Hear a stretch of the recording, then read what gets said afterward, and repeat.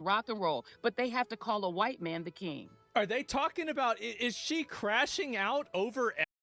I planned each charted course, each careful step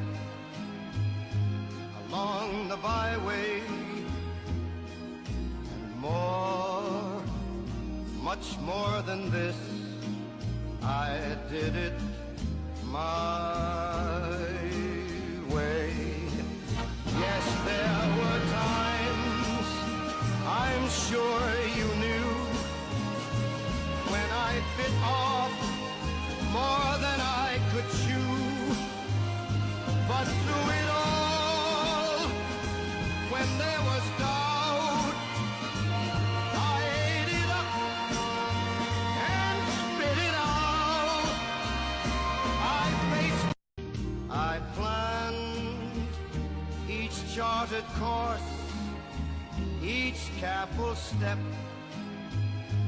along the byway, and more, much more than this, I did it my... Where did you find that? Stop playing with it. Go find more. Go find more. Showing off his new accordion. Hey bud, you're sitting on my whiteboard. Hey! Do not bite your mother like that ever again. He was overrun by the swarm.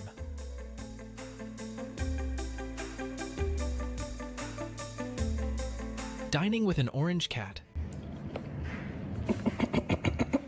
Got him in trouble. He didn't mean it. He was in it. Oh. Confronting the spooky statue. Mama! Come here! I'm very proud of how I look. Yes, I am high maintenance, but I think you gotta be. Always ready to travel.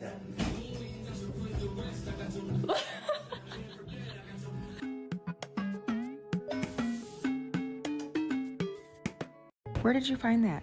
Stop playing with it. Go find more. Go find more. Showing off his new accordion.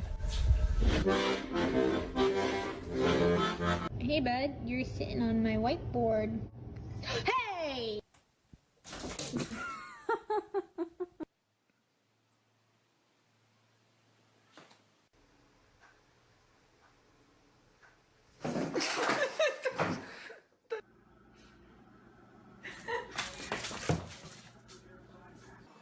Niente.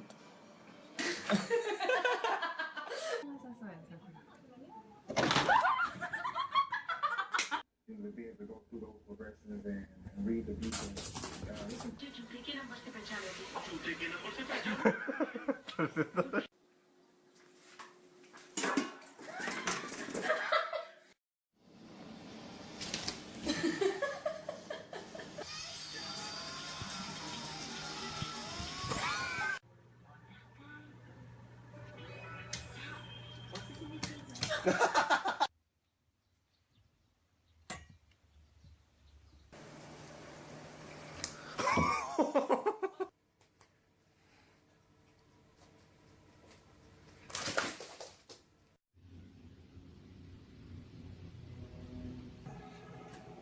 Where are you going?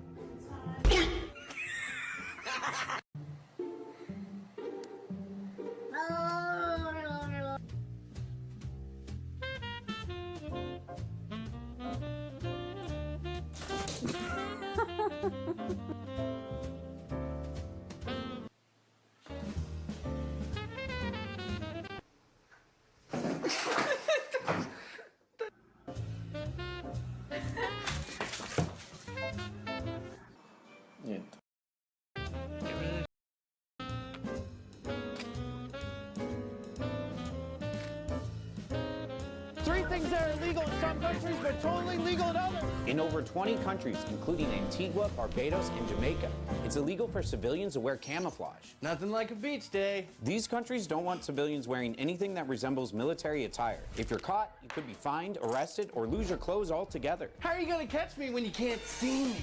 Next up, in the UAE, it's illegal to swear online.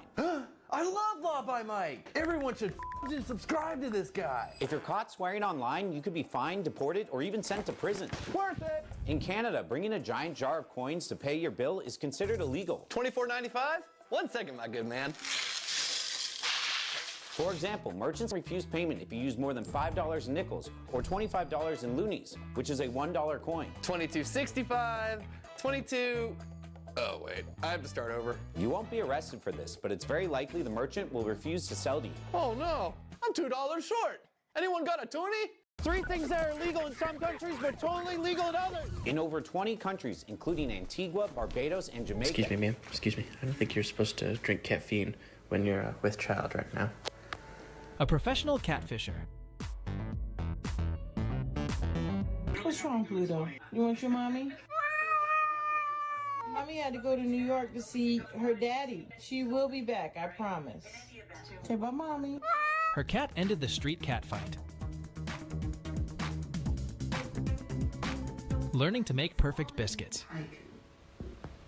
Just out here enjoying the nice peacefulness, and then I see...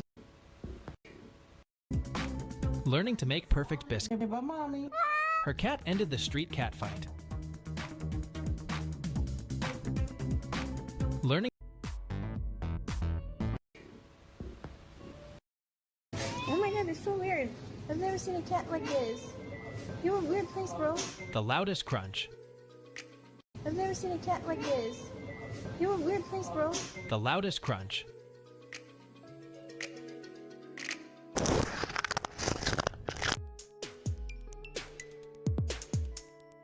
Excuse me, ma'am. Excuse me. I don't think you're supposed to drink caffeine when you're with child right now. A professional cat.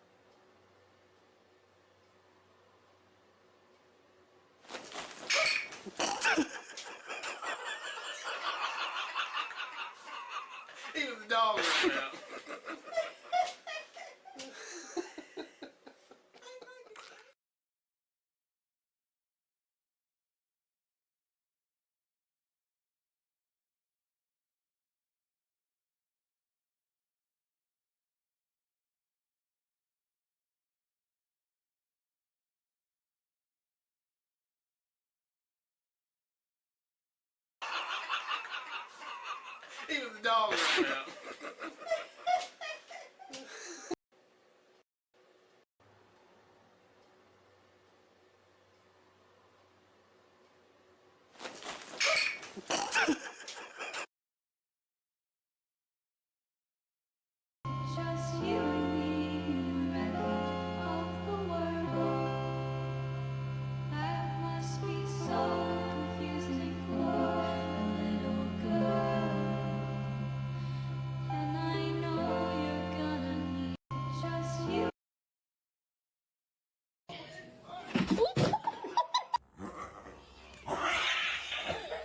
Wait, maybe those were her hands.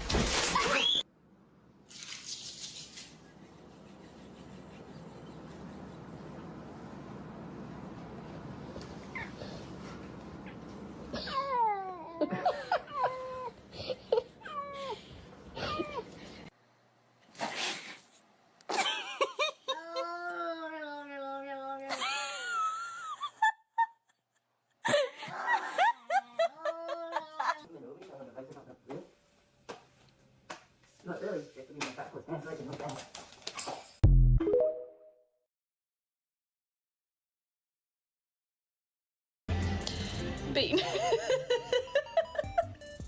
Okay.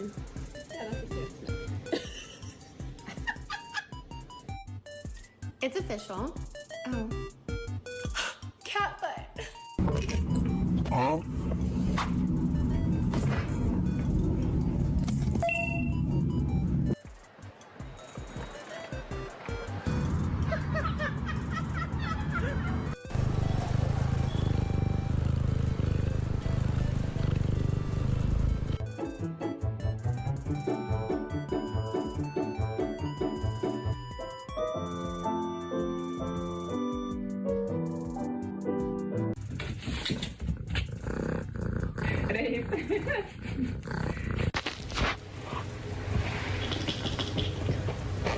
Oh.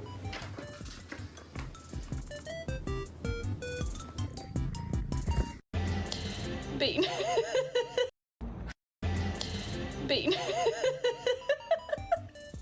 Okay.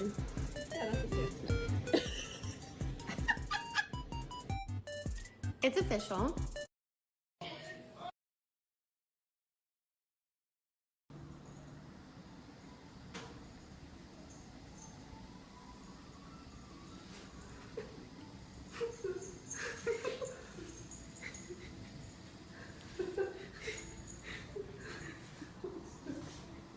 And poker. Vince Bergio, a senior poker Hall of Fame member. Al Cruz.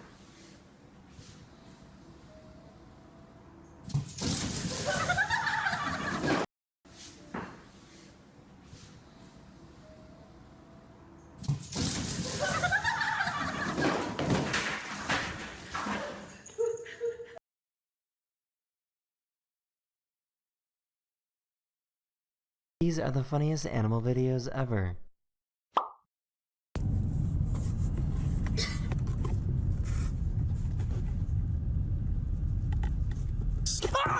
Hold it. Mr. Krabs. No way. Put him right here.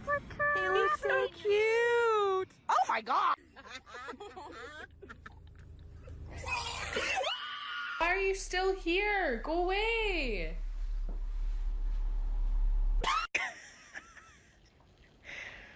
Wilson just coughed and farted.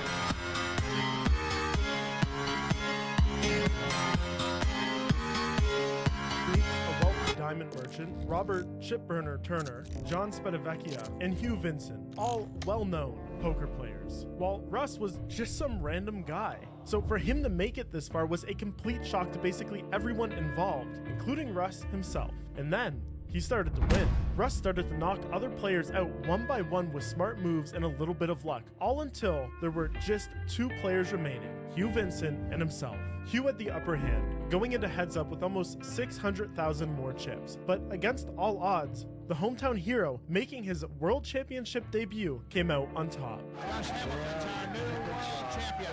He deserves everybody who likes him to follow him.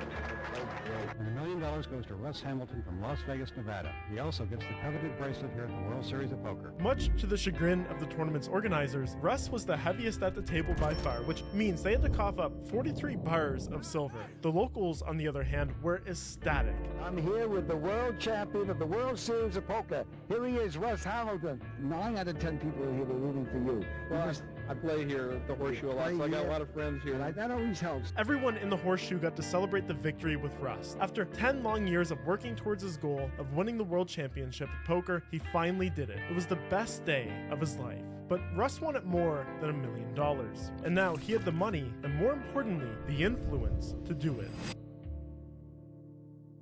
In the 90s, the world of gambling was changing, and fast, because the World Wide Web had been invented and taken off, and people want to gamble in their underwear from the comfort of their home. Except no one had really invented a way to do that yet, but Russ realized that it was coming, and he wanted to be the one on top of it. And in a crazy coincidence, the same year that Russ won the World Championship, Antigua and Barbuda passed the Free Trade and Processing Act. This allowed businesses to be licensed to open online casinos. This was immaculate timing, because gambling online was illegal in most places. In fact, it was illegal in literally every state in the US until 2012. This meant that no online casino could be opened or operated in America under any circumstance. So instead of breaking the law, savvy business owners decided to start their companies in Antigua and Barbuda to avoid jail time but still make some major bank. Of course, Americans could still access these websites, but the US couldn't enforce their strict anti-gambling laws on offshore providers. They had no jurisdiction there. Of course, a side effect of that is that these websites were truly the Wild West. Because unlike physical casinos stateside, run under strict rules and regulations to make sure that games are fair, well, as fair as they're supposed to be, no one was really watching or checking online casinos in the same way. And so the Conaway Gaming Commission was established in 1996 in hopes of regulating the electronic gambling scene. And with this new commission, people started to trust online gambling a little bit more, and it slowly began to grow a huge following.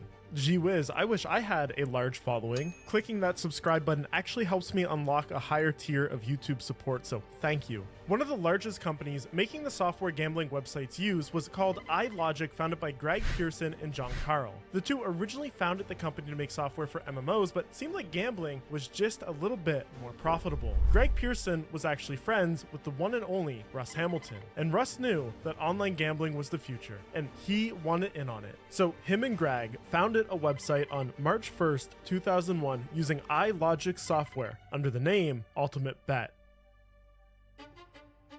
Greg had all the technical knowledge. He knew the software and the tech side of things. Russ, on the other hand, was like the liaison to the poker community. He knew everyone and everyone knew him. The two of them were the perfect team. Because of Russ's reputation and the website's reliability, Ultimate Bet blew up. It became one of the biggest online gambling websites in the whole world. Its name was everywheres. They sponsored a TV show. They hosted annual live tournaments. And most importantly, Russ got fellow professional poker players to act as spokespeople for the company. People like Phil Hellmuth, Annie Duke, and Tiffany Michelle, some of the most influential names in poker. The website grew to millions of members and was completely unstoppable. People loved the convenience of it. If you wanted to get in on the action, you didn't have to move to Sin City like Russ did. Instead, you could play poker from the convenience of your own house. Not to mention, since it was online, the tables were always full. You could play literally anything you wanted. It was truly groundbreaking for the people who had been spending their time getting all dressed up and driving to one of the few legal casinos that their state had. But if they knew what was happening behind the scenes, they probably would have never gambled online again.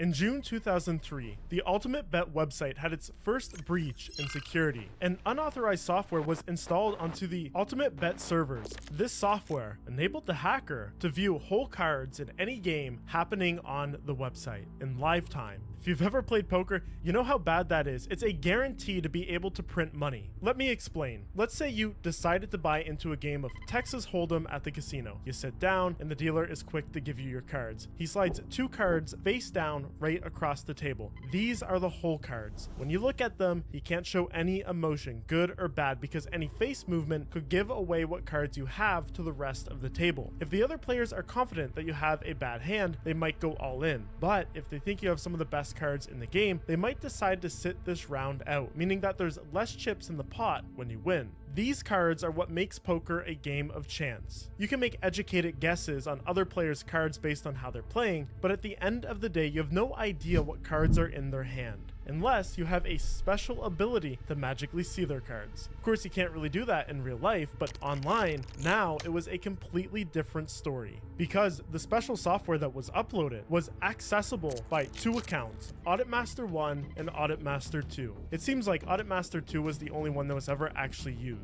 but this account couldn't actually play in games. It was just able to spectate and gather information on what players in the game had. So a second account, a normal player account, was used to join the game and actually play. Whoever had committed this hack basically had 2 browser tabs open, right? One watching the game with full access to it, and the other, they looked like a normal player in the game. All the while, they knew exactly what the other players had in their hands, essentially guaranteeing a win while stealing everyone's money in the process. And because of how the software worked, absolutely nobody else could tell that they were cheating. The other players in the hacked games simply thought the player using the software was lucky. The problem is, there's a point where just being lucky becomes statistically impossible. Speaking of those nasty hackers, today's sponsor, Surfshark VPN, helps keep you safe from them. Whether you like playing online card games, browsing the web, or streaming your favorite shows, it's more important than ever to have a way to protect yourself online. Surfshark is a fast and easy to use VPN that encrypts your internet connection, keeping your data safe and private from hackers, advertisers, and even your own internet service provider, ensuring that you never show your cards to anyone. With Surfshark, you can browse the internet with confidence, knowing that your passwords and personal information are secure, even on public Wi-Fi networks. But that's not all. Have you ever been frustrated that certain TV shows and movies are only available in other countries? Well, if you encounter that, just boot up Surfshark, switch your country, and start streaming it freely. And the best part about Surfshark is that it's easy to install on all of your devices. So next time you're at the airport on their sketchy public Wi-Fi, you can use Surfshark on your phone, plus all the features that keep you safe everywhere, like Clean Web, which blocks ads, trackers, and malware. Plus, with Surfshark's Alert ID protection, you get a notification if your email has been compromised in a breach, which is a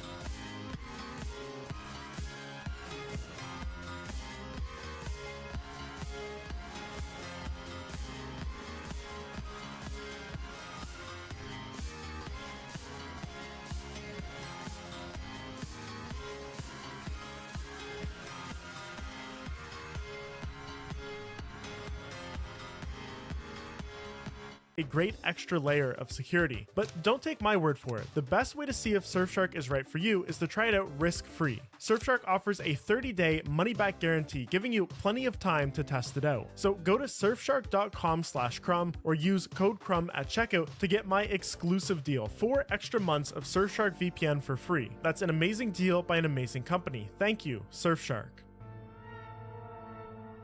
For 5 whole years, people with access to the Auditmaster 2 account were able to steal random gamblers' money to their heart's content, and nobody was the wiser. But in 2007, karma started to catch up with them. Because that September, people on the 2+2 poker forums started to become suspicious of another popular gambling website called Absolute Poker. Absolute Poker was founded just a few years after Ultimate Bet, in 2003 by a group of college kids, and by 2007 it had also grown to be one of the biggest poker websites in the world alongside Ultimate Bet. In fact, so many people were using these poker sites that forums started to crop up dedicated to the online poker playing community. One of these being 2+2, which is actually still active today. These guys take poker seriously. It's not just a game to them, it's a way of life. And in September 2007, a few threads started to pop up reporting some suspicious behavior from a few accounts on Absolute Poker. Accounts with weird histories that never made much sense and abnormally high win rates. It was truly impossible for anyone to win this much and this often. So the good people of 2+2 decided to bring their accusations to higher authorities. They reported the website to the Conaway Gaming Commission, and less than a month later, they started an investigation into Absolute Poker. And they found 7 accounts that were cheating. All these accounts were also guilty of using cheats to see other players' cards. In just 6 weeks of having access to these cheats, they managed to steal $1.6 million from unknowing players. Poker players on the online forums were completely outraged. They couldn't believe that one of their beloved websites was riddled with scammers, and they were determined to never let this happen again.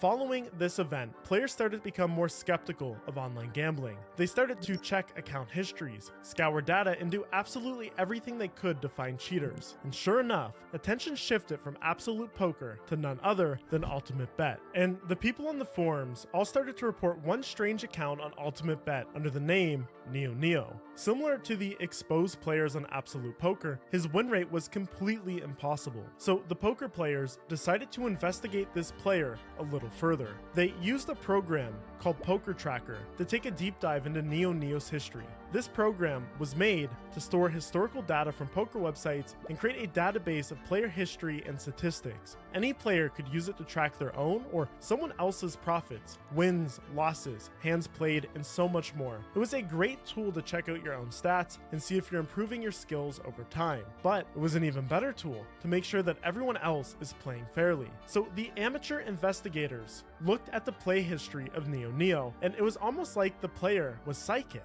They never made the wrong play. Check it out. These scatter plots show average player win rates for both Absolute Poker and Ultimate Bet. See that big clump in the middle? That's about where a normal player on the website should be scoring. They win some, they lose some, but that's the fun part. Then look at the bright color points all the way to the right of the 0 line. Yeah, that's not supposed to happen. All of this new data coming out on the forums made it clear that some sort of cheating was happening on Ultimate Bet, but everyone had one question: who was behind it? By January 2008, the players were kicking up too much noise, so the Conaway Gaming Commission, remember, these are the regulators responsible for licensing Ultimate Bet, announced that it was opening a formal investigation into the allegations of cheating. Inside Ultimate Bet, panic set in. Senior management knew what the commission might find, so they scrambled to conduct their own internal review first. When their version of events went public, it sounded neat and contained. The cheating, they claimed, had just been a little bit of unfair play between March 2006 and December 2007, tied to 6 accounts with 18 different screen names. The cause, they said, was unauthorized software code slipped in years earlier by a former consultant, before the current ownership even took over, and they made a point of stressing that no one in current management was involved. But to the sleuths that called them out in the first place, this just seemed like damage control. It didn't help that to coincide, Ultimate Bet was pivoting hard. They were promoting more live poker events than ever, signing more well-known pros, and touting about their improved security. It seemed like it was all an effort to calm the player base. And their hunch was right, because behind the scenes, the Conaway Gaming Commission was building a very different picture. They pulled server logs going back to nearly the inception, traced IP addresses, and matched login locations. They found that many of the accounts didn't just belong to the same people. They were actively rotated between different usernames, mid-cheat, and a half-baked attempt to mask the patterns players had now picked up on.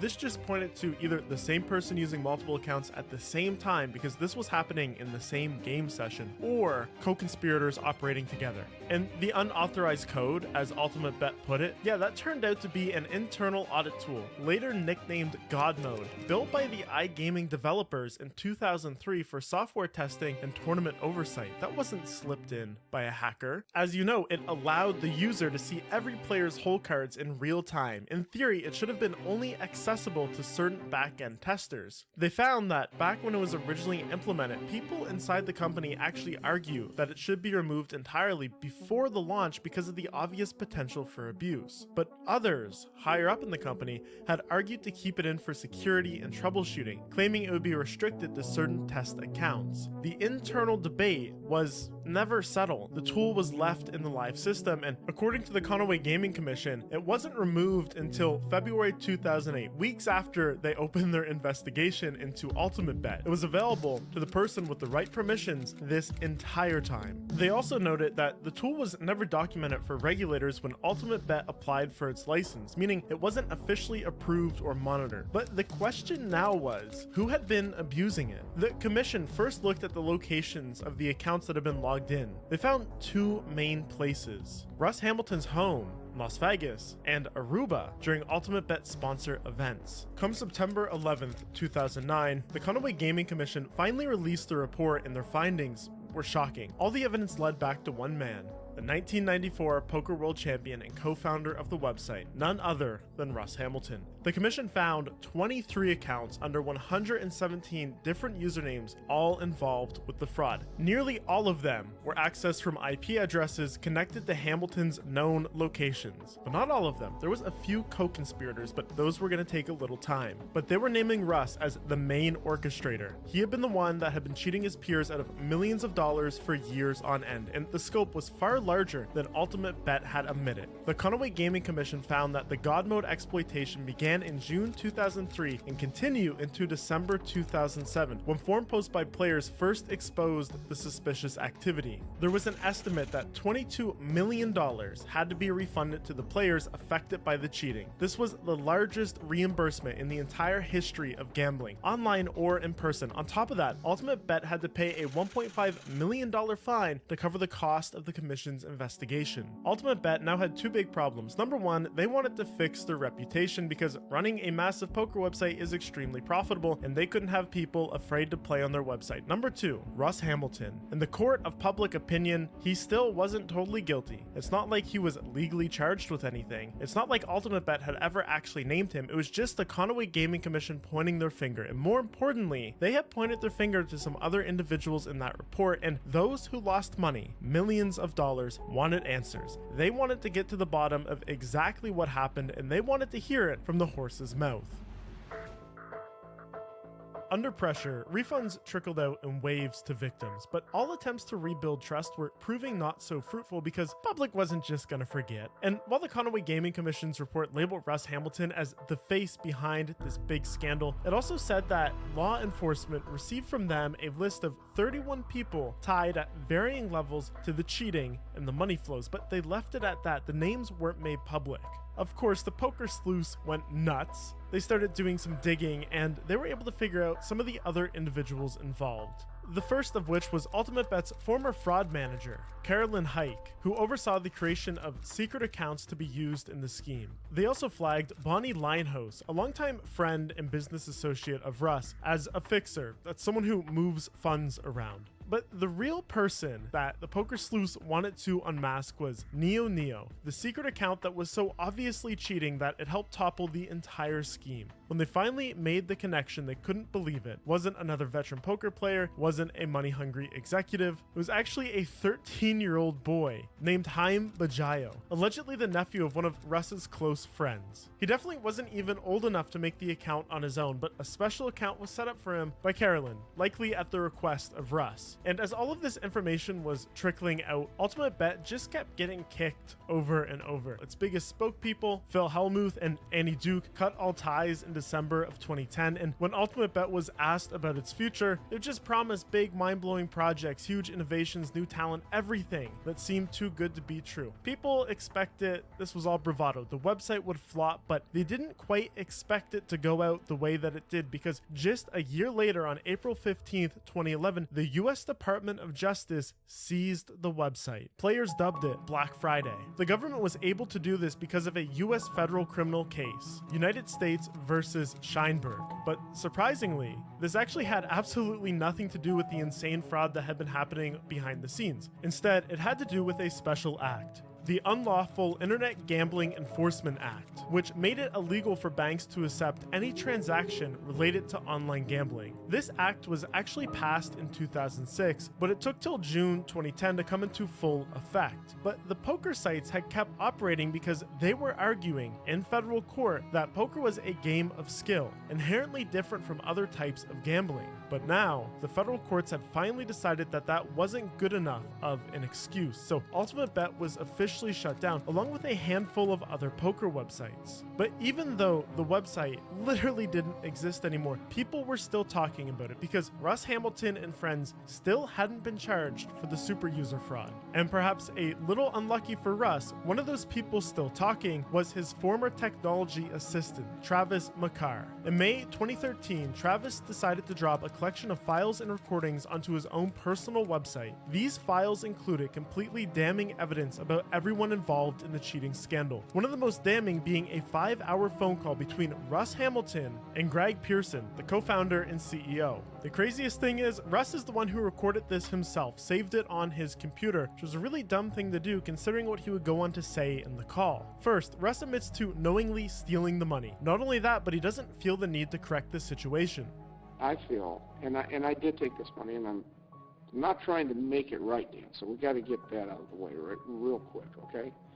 Then another executive or lawyer, it's not quite clear, on this call tries to make an excuse, saying that this was actually sanctioned in the early days, that the stealing was sanctioned when the company was in trouble. A lot of this money, Dan, on things for people out there. I mean, you helped a lot of people, and frankly, I think if you go back far enough, suspicions as to what was sanctioned, what wasn't, is when the company was in real bad shape.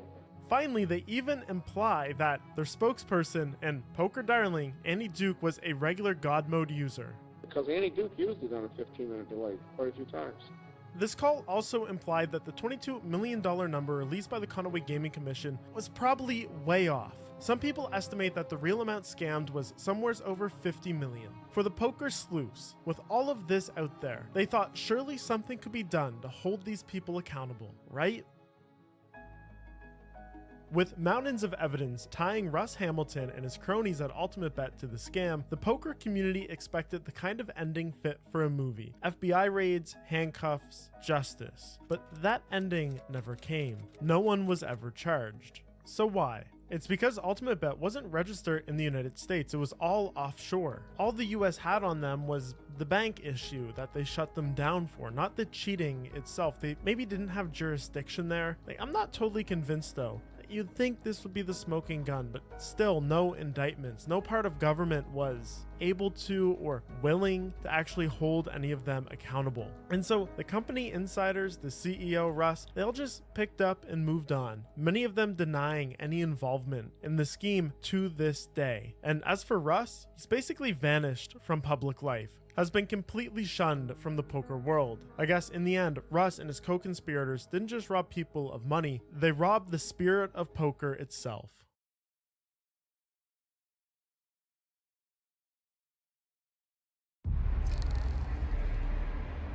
Nearly everyone in Antwerp is by a big tennis match or has Valentine's weekend hangovers. But just a few blocks away, something unthinkable is happening in the most heavily guarded diamond vault in the world. 5 men have just slipped in, no alarms triggered, no forced entries, and crazily enough, no cameras capturing them. They tear through hundreds of deposit boxes, scooping up diamonds, gold, as fast as they can. If this goes right, it'll make them rich for the rest of their lives. Hours later, they vanish, zooming off into the sunset with $100 million worth of stolen loot in their back seat. It's the perfect crime, or so they thought. This is Antwerp's diamond heist, a robbery so sophisticated it landed a spot on the Guinness World Records as the heist of the century.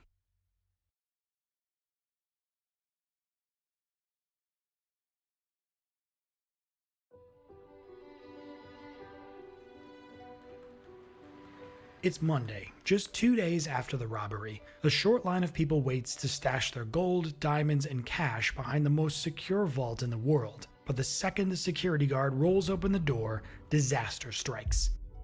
The vault is a complete mess. Tons of empty velvet pouches and boxes of different sizes are scattered all over. Out of 160 deposits,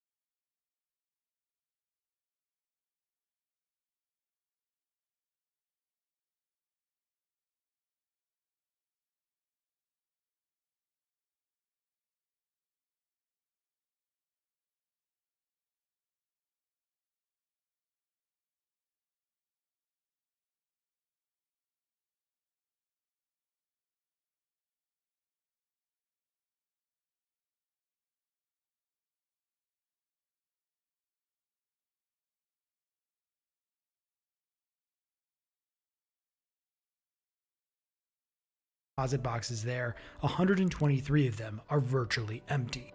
Whoever did this either ran out of time or knew exactly what they were after. The guards raced to check the security cameras. Nothing. No signs of forced entry, no drills, no alarms triggered. Not even Albert Einstein could have pulled this off. At this point, everyone's thinking the same thing. It had to be an inside job. And the reason is simple. The Antwerp World Diamond Center is impossible to rob. To outsiders, the center is just another fancy place where the rich can trade in Belgium. But in the diamond world, think of it as the Vatican. It's the global capital for the diamond industry. Over 85% of the world's rough diamonds pass through this one place at any given point. That's more than $50 billion. Every single major diamond company in the world has an office in this district. So if you've got diamonds to sell or steal, Antwerp is where you go. The center itself is a massive building with nearly 10,000 employees. 2 floors underground resides the impenetrable vault. It's where customers hide all of their gold and their diamonds. This isn't just a room with a heavy door, it's a fortress with 10 layers of security, designed to withstand even the most sophisticated robberies. Well, except one.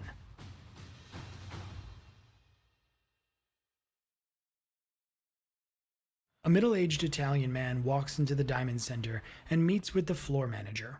He wants to lease an office in the building.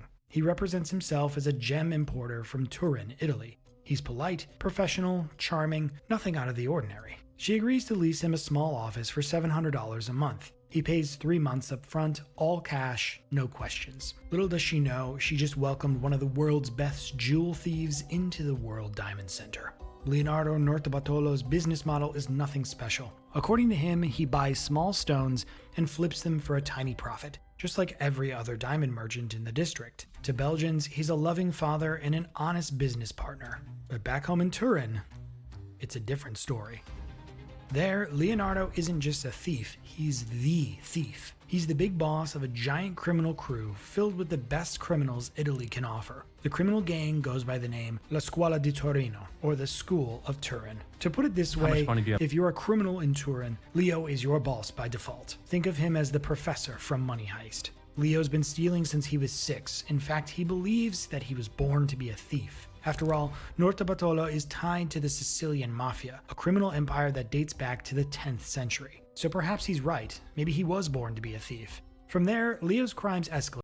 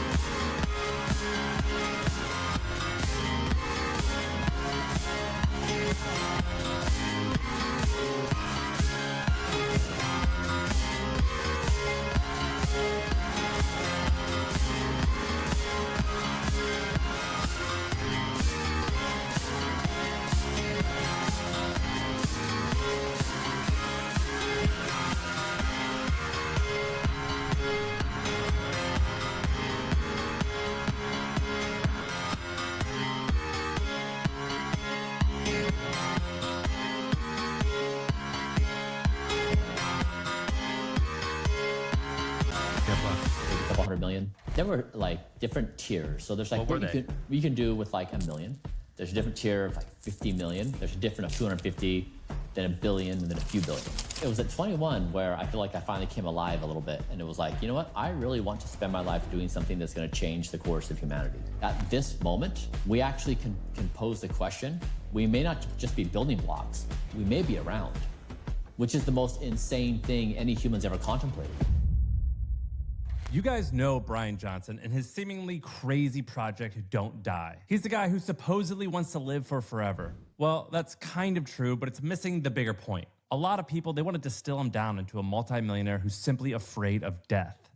And by the way, he's not. I am at peace knowing that I'm going to die in the most ironic way possible. The thing is, Brian isn't just doing this because he has money. He has money because he's doing this. And that makes all the difference. Brian told me that his goal is to create something so he's remembered for hundreds of years. And the thing that he wants to create is a way to, well, not die. And he got into this because he started a company and sold it for hundreds of millions of dollars. But he didn't get into this because he had all this money and was looking for something to do. No, in fact, he started his company and sold it and made a lot of money because he needed a way to fund this. And so in this episode of MoneyWise, we're going to talk to Brian in a way that nobody has talked to him before. We're going to talk about Brian about how much money he made after selling his company, how much money he's currently spending now, how much he's worth right now, and how money is nothing more than a tool, and why making money for the sake of just making more money was always sort of a fruitless effort to him. I could have taken that capital. I could have made it worth like 10 billion by now by doing something that is boring and easy. Hello, I am Sam Parr, and this is MoneyWise. Look, you can scroll through Instagram in just 10 seconds, you're gonna see content on how to get rich. But there's not a lot of content out there that teaches you how to handle life after you've already become rich. No one really talks about this category of people who are young and they've made a lot of money and what it feels like afterwards, the decisions, the pitfalls, and frankly, all the weird stuff that comes with being wealthy. And so that's what this podcast, MoneyWise, is all about. I talk to people who have made a lot of money and they're radically transparent about it, meaning their numbers, so their portfolios, their net worth, their monthly, and they're radically transparent about it, meaning their numbers, so their portfolios, their net worth, their monthly expenses, their income, but also all the personal challenges that no one really warns you about after you've gotten a lot of money. Oh, and by the way, if you're listening or watching this and you are a CEO or a founder, check out my community. It's called joinhampton.com. It's where conversations like we're having now, they happen all of the time. And by the way, this is the first time we've done MoneyWise with video. I said I wasn't going to do it because I don't want to be behind cameras all the time, but we did it. And so let me know what you think. Let me know how you'd like this to be improved. Let me know what you didn't like, but please let me know any type of feedback in the comments. All right, now let's get to it. All right, so right now, Brian Johnson is worth, if you had to guess, maybe a couple 100 million. That's less than what he sold his company Braintree for a while back. 300 million was my take. Like I said in the intro, Brian's goal for making money wasn't just to get rich, it was to support this huge mission he had. And right now, with $200 million, he thinks he has enough to make it happen. Now, this is MoneyWise, which means we're obviously going to get deep into his financials. We're going to ask him all about his numbers and what his portfolio looks like, how he invests, how he allocates his money, and how he spends his money. But first, let's figure out, why does Brian need all this money? What's his mission, and what's he going to spend the money on? It was at 21 where I feel like I finally came alive a little bit. And it was like, you know what? I really want to spend my life doing something that's going to change the course of humanity. Like, that's the only game I care about playing. And that was after living in extreme poverty for 2 years. And so it's just like that became my singular focus of existence, is earn the respect of the 25th century. So earn the respect of people who are years in advance. So looking back at what your life and be like, he did great. Now, was the game like, so you started Braintree. Was the game or the mission, I'm going to make Braintree a huge success and I'm going to get incredibly wealthy. I'm going to use my wealth to do something interesting. Or was it like, I'm going to change payments or something like that? No, it was entirely, I'm going to make money and then change the course of humanity. Because like specifically, if I've read a lot of history, and what you learn is that the greatest contributions were rarely really appreciated in their time. Like most of the time, they bump up against the status quo, they get the predictable hate, and then it takes a couple decades or centuries for us to sort this out and be like, you know what, they were actually right. And so a really high level contribution isn't fully appreciated until at least some time point in the future. And that's why I almost don't care, and I don't want to care about what anyone thinks about me in this given moment. But why do you care what they think about you in 2000 or in the 25th century? Because it's also like you're gone for hundreds of years. Who cares? That's the standard of excellence. Is that if you're revered in a few hundred years from now, you in your time and place did the most epic thing imaginable. So to me, it's like that's like the ultimate manifestation. So even though I'm not present to appreciate that, I still acknowledge that as the most epic thing I could strive for as an intelligent being. And by the way, keep in mind that at this point in Brian's story, he really didn't have an idea as to what that big monumental thing, what that actually was going to be, which meant that it was a little bit difficult to figure out how much money he had to have as his goal or to set his sights on. So there was like a lower level. There was 7 million on my lower level. And I just did some basic calculations of like, what is interest rate earning on 7% and what is inflation? And then what would sustain me? Like, what if I just need to buy my time at I was in rural Utah. So like, have a house, have like basics covered, and then have time to do it. And then you scale up to say, if I want resources to do a given thing, how much resources do I need? And so 7 million is a baseline to just buy myself free time. But that was 7 million in what year? So I did the calculation in, it was like 2002, thereabouts. So that's like, I don't know, 15 million or something today. But then what was the upper end of that threshold where you're like, all right, I need 7 million just to hit the baseline. How much money do I need to like really get after it? Yeah, I mean, there were like different tiers. So there's like What were you can do with like 1 million. There's a different tier of like 50 million. There's a different of 250, then a billion, and then a few billion. And each one of those tiers enables a different gameplay. And so if you want to go after a big endeavor where you have to fund something for some long duration of time, but they're just different unlocks for different things. But then it depends on the vector. Like if you're trying to do something politically or artistically or scientifically, or like you have to just look at the different vectors. And that was the game I was trying to assess. Like, okay, so if you're trying to change the future of humanity, there's a whole bunch of different vectors to contemplate. And you have to kind of piece the puzzle together. Like what's happening in this moment? What's happening in the coming moments? Like, what is the entry point to do it? And that is a really hard thing to solve. Like, look back, in 1522, it was Magellan, like, asking the craziest question in existence. Can someone sail around the world? Is the world round or flat? And you walk through the time and place, people ask the craziest question that era can ask. And so trying to put your finger on that is really hard. Brian's big exit was from his company, Braintree. Braintree was a payments company. They owned an app called Venmo, which a lot of people know about. But like a lot of things on this podcast, on MoneyWise, that success, it didn't come right away. In fact, it took him almost 10 years of dedicating himself every single day on the business in order to make it have this big payday. I started it when I was 27, sold it when I was 34. So that was 7 years in. Had you paid yourself any money? No. I mean, I think actually probably no more than maybe a couple tens of thousands, like if that. So then you probably had single digit thousands in your bank account, like, not a lot at all. I was poor for the first 34 years of life, yes. When you were doing Braintree, do you remember the annual revenue of the business as it was going and how that impacted your net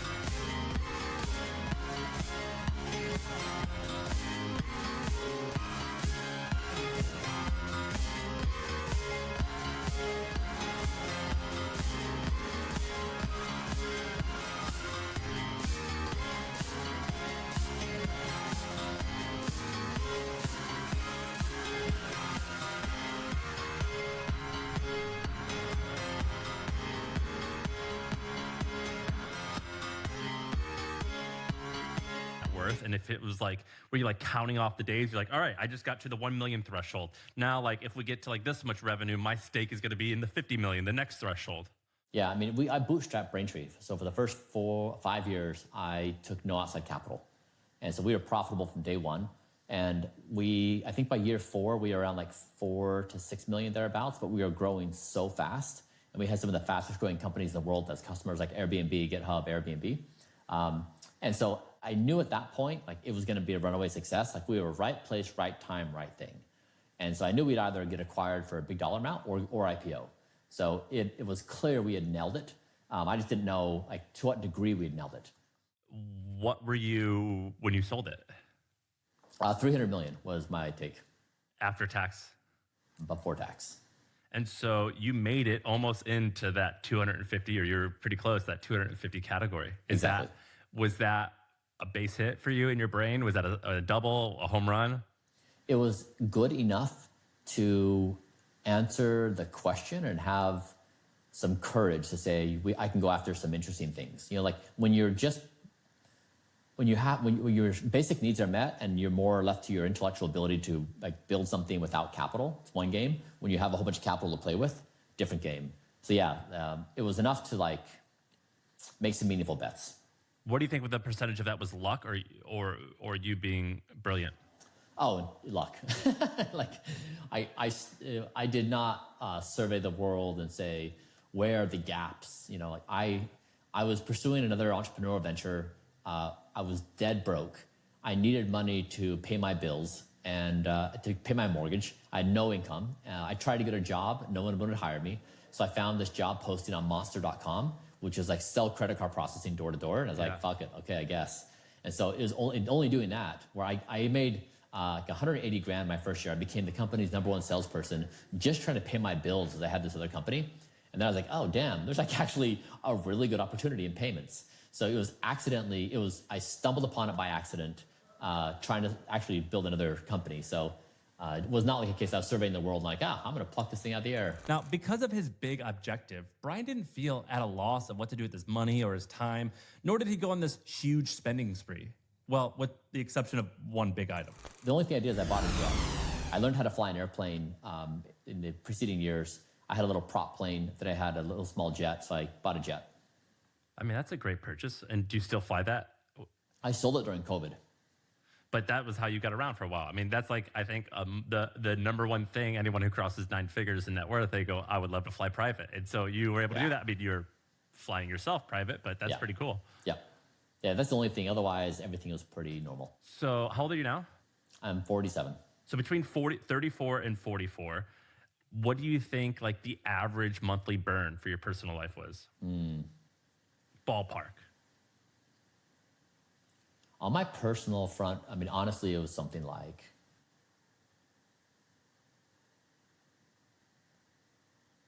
maybe 10 to 20,000 a month. No way. Yeah. No, that's it. Yeah. You have a family, right? Yeah. No way. You spent only 20,000. Did you own your home outright? We were at that time we were renting. We were renting a home. And so then, if I had to do the math, your rent was probably between $5,000 and $10,000 a month. Yeah, I think $5,000 a month. Yeah. So you're telling me when you were worth $200 $300 million, you were renting a $5,000 a month place, spending 20 grand. That's wild, right? And you had no ego to go out and acquire things or experiences? No, I mean, I did a few adventure trips. Like I drove a dog sled across the Arctic. I did in Sweden. I went to an active volcano in Iceland. But outside of a few adventure things I'd always wanted to do, no, it was entirely focusing on the 25th century. It didn't appeal to me to do other stuff. Did you, with your money, what did you do with it? How did you invest it? Did you just do the boring 80-20 index bonds? Did you have a plan? What did you do? Yeah, the first thing I did was I created a $100 million venture fund, and I invested it in deep tech. So I did synthetic biology, genomics, computational therapeutics, nanotech. And so I was beginning to work out my thesis of trying to figure out how do you understand reality in this moment, and how would the 25th century see this reality? And I thought, okay, the most interesting thing in the world right now is that we can predictably engineer atoms and molecules and organisms. Like you can literally take an E. coli program it. You can start looking at the genome. You can start programming that.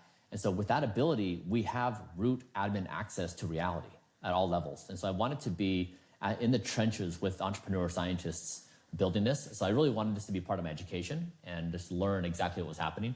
So I did that, and then I started Kernel, which was the brain interface company, trying to basically, my first two theses Was that out of the same 100? No, that was another 60. Oh my God. So I invested 64 million in Kernel, 100 million in the venture fund. Now, armed with a few $100 million, Brian had the means to do something pretty big. He just had to figure out what that thing was going to be. Here's how he went about figuring it out. First, I held about 12 dinners across the US with some of my closest friends and the smartest people I knew. And we got together and I'd say, okay, this conversation for dinner is going to be about the future. And I would say, let's imagine, this is in 2016, 2017. Let's imagine we are in 2050 and we are celebrating because existence is just miraculous, like so marvelous we can't even believe how cool it is. What did we focus on in 2016 to make it possible? Then I've listened to everyone's thoughts. And at the time, people would talk about whatever's in the zeitgeist. Like typically, there are a certain set of technological topics that are on people's minds that are commonly discussed. And after the third dinner, I realized like the in pattern. 2016, that was like crypto, probably. Ish, yeah, like sharing economy, or maybe exactly, I don't know. Exactly. So there's like, but by the third dinner, like all the same patterns started to emerge. And I realized that every conversation was basically identical. Right? Everyone was parroting the same ideas that just they kind of heard. And so I thought, okay, this is interesting.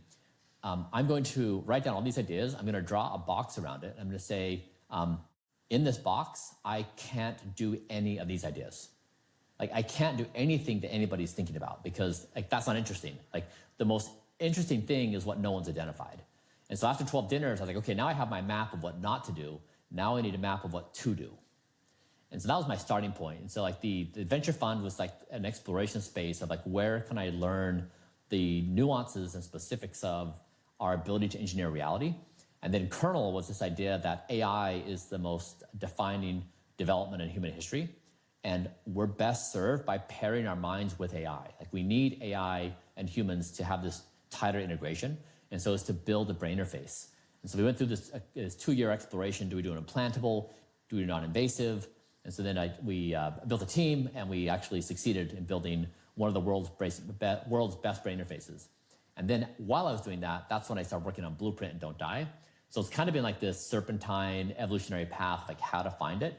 And I think that Don't Die is probably the best move. So, but I mean, these numbers are pretty big because, you know, a person will say, well, you sold it and you made something like $300 million, then you paid taxes. I don't know what you had, but let's just say it's around 250 or something like that, or 200.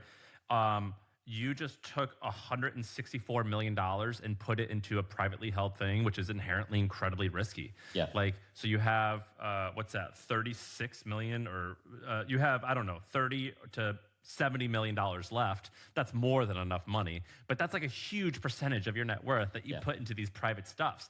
What was your math and calculus where you're like, whatever I'm setting aside, first of all, what did you do with the stuff that you had left over? Was that the boring stuff, or did you also were you risk on with that? And what was the calculus between deciding how much to deploy wherever you deployed it? Yeah, I mean the calculus is that your prime years of trying to do epic things are typically between like 20 and 60 thereabouts. Post 60, it just becomes pretty hard. And so what I was identifying is I started this at 34. I assumed it was going to take me 10 years to find my thing, like something that would be respected by the 25th century. You're not going to find it immediately. It's going to take some serpentine path. So that's why I wanted to. And when you say find, you mean deciding on what the thing that you're going to pursue is. Not even finding. You're not talking about the pursuit. You're saying this is what it's going to take just to get to the starting line of the race. Exactly. Just because, like, if you say there's been like, 10 major things that have happened to humanity over the past 700 years-ish. To try to find the next one, right? One, the statistical likelihood is very low. And two, that you could pull it off is like equally statistically low. And so I knew that selling Braintree, I had to sell Braintree and get the cash at 34 because I had to start at 34 if I'm going to arrive at the idea by 44. And if I had the idea by 44, you need 15 years to build anything interesting. Like anything in less than 15 years, you're never going to succeed. And so I thought like, I have to have some kind of window to get it done. And so that's why I went in so hard and fast is like, you have to find your thing quickly. Otherwise, the game's going to be out of reach. And so it didn't make any sense to me to be conservative on because what am I going to do with a whole bunch of money anyways? What can you, it doesn't really buy happiness. I had enough money to take care of the basic needs. So it's really just let's just go all in for the imagined goal of doing something that really is relevant a few hundred years from now. What did you do the rest of the money then, the leftover? Did you set it into index funds in order to live off of? Yeah, just conservative investments. Yeah, just to hold on to the capital. And that, I imagine you haven't had significant income in the last 15 years or so. Do you just live off that? Yeah, exactly. Yeah, and then companies that have been acquired and investments I've made that the companies have been acquired. So there's been some payback on the investments. Money is obviously not an insignificant part of Brian's life or his story. But it is refreshing to hear an exit story where wealth wasn't followed by a panic or purposelessness or a rush to recreate the past, which happens a ton in this podcast. We talk to a lot of people who make a lot of money and they're kind of lost afterwards. For him, numbers in a bank account are purely functional, a means to support his mission. And beyond that, they don't really hold much meaning. Instead, he's got some bigger, more existential metrics for himself. And by the way, this part inspired me a ton. I'm really compelled by this. I read this Wall Street Journal op-ed 15 years ago, and this writer, Peggy Noonan, said that most people's lives, she said, you're lucky if your life is compressed into one, maybe two sentences. That over time, history compresses time, right? We look back at the 3rd century, and we say two or three things happened in the entire century. When you look through the lens of the 25th century, our time and place will be compressed into 2 or 3 things. So as rich as our lives are about, doing all the wonderful things we're doing with our lives and going to vacations and this technological advance, whatever, it's going to be compressed into this very small thing. And so over a long time horizon, compression happens. And so in this, the apprenticeship model, what I was trying to say is, I don't care to play any game that's not going to survive compression. Making more money, who cares? Having $2 billion, who cares? Totally insignificant game to play. Just not even worthwhile the intellectual effort. And so, yeah, it just and also at 34, I have been raised in a Mormon religion. I was in a deeply religious community, and I was just emerging from that community. I was also getting a divorce. I was also coming out of my decade-long depression. So I had to rebuild myself from scratch, not just physiologically, but ideologically. I had to understand what do I believe and how do I think? The Mormonism had so compressed my reality. And so I just needed to give birth to myself at age 34. And I knew that was going to take time. So and it worked in terms of the 10-year time period allowed me to remake myself in really fundamental ways and try to get a clear head about myself. The presidents is one of my favorite topics, American presidents. And I recently read this book that did a 30-page biography on each president and then gave a synopsis of was their actions good or bad and it kind of whatever. And what's funny is you think the American president for the last 50 years, maybe the last 70 years, is arguably the most powerful, famous person on earth, right? And there's presidents that I was reading about, and I'm like, I have no idea who Zachary Tyler is or Taylor. I have no idea what this person did. You could name 10 presidents, but can anyone, most everyone listening to this won't know what Grover Cleveland did. It's just, you know what I mean? And I thought it was actually it felt funny. I'm like, the president of America, I don't, and that was only 80 years ago. I don't know who this person is, let alone all of the other Julius Caesars. It kind of freaked me out where I'm like, nothing I can do will ever be remembered if I can't even remember this. And most people can probably only remember roughly 500 people of the 10 billion people that have ever existed before the 1900s. You know what I mean? It's exactly. It feels weird. And that's so weird or interesting that you were motivated by that, because it seems like a daunting task. Yeah, you're exactly right. It's history vaporizes things. And so it really is such a fun exercise. What survives the test of time? You're trying to find something that will fossilize, that is a structural component of intelligent existence. And this is what I was trying to say is if you just zoom out in this part of the galaxy, what actually matters in this part of the galaxy? And then you're trying to sift away everything that doesn't. And you have to just like keep on moving out, and you realize like almost nothing matters. Like all the stuff we talk about every day and all the drama and politics and whatever, like it doesn't matter. Like clearly, like it does contribute to this overall system. But yeah, that was the game I was trying to play. And I think a lot of people find it to be very, very foreign. But to me, this is like the coolest and most engaging game humans can play. Which is the game of what? Legacy? And most engaging game humans can play. Which is the game of what? Legacy creation? It's not even legacy. John Adams has this famous quote, right, where he focuses on war and politics so that next generations may focus on, philosophy, etc. Like you're trying to scaffold society, and we live on top of the shoulders of those who made contributions in our past. So you're trying to make meaningful building block contributions to the future of intelligent existence. And the fortunate thing right now is it just so happens that this moment, we actually can pose the question, we may not just be building blocks, we may be around, which is the most insane thing any human's ever contemplated. And that's why I'm saying, like, don't die is not a cute catchphrase. It's not like an attempt at being viral or popular or famous. It is legit trying to address the most interesting question in this part of the galaxy. And that is that we may be the first generation to not die. And if we take that seriously, so don't die. Like what I'm trying to do is I'm trying to answer the most interesting and relevant question on planet Earth. And that is existence. Like nothing matters more than existence. And so if you piece together, we're giving birth to artificial intelligence, like we're giving birth to superintelligence. What does an intelligent species do? It secures its own existence. Yeah, they are around.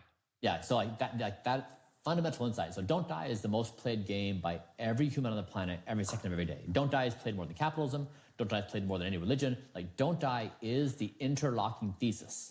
And so it's don't die individually, don't kill each other, don't destroy the planet, and align AI with Don't Die. Like it is the fundamental ideology, political, moral, ethical, social, economic framework of our reality. It is the theory of everything that brings all of it together in this moment. I would imagine you have some really interesting, if I had to guess, I'm projecting because I'm a little bit like this, but you seem more extreme than me even on this, but do you give yourself like daily or weekly or monthly or annually odds on hitting your goals? So for example, you said you said there's 10 people in the last 700 years who we remember. What are the odds that you're going to be the 11th as of today? Yeah, I think the thesis is correct. I think that Don't Die is the most correct and practical mimetic in existence to address this moment that we give birth to superintelligence. It's the most correct mimetic if you zoom out on this part of the galaxy, like what happens on this little ball in space that is giving birth to intelligence. And so I think it's correct, like spot on bullseye. Being one of the 10 or so people remembered a few hundred years from now, that's an intense goal. And it's not going to happen by being worth any specific amount of money. And I love that. That's a refreshing goal, if you ask me. And this is why growing his net worth is of no interest to him. First of all, you said something interesting where you're like, when you think about 500 years from now, like how much money you had, that's not really relevant, although it is a very useful tool. Yeah. Although I have no idea if Magellan was wealthy or not, but I know that somebody funded Columbus and funded these guys. Do you care about making any more money now? No, I sincerely don't. Are you like, I'm not going to think about anything related to money? Like, will you even make an angel investment anymore? Or like when you're buying a home, are you like, let's think about like, does this fit within budget? Can I like, does any of that come into play?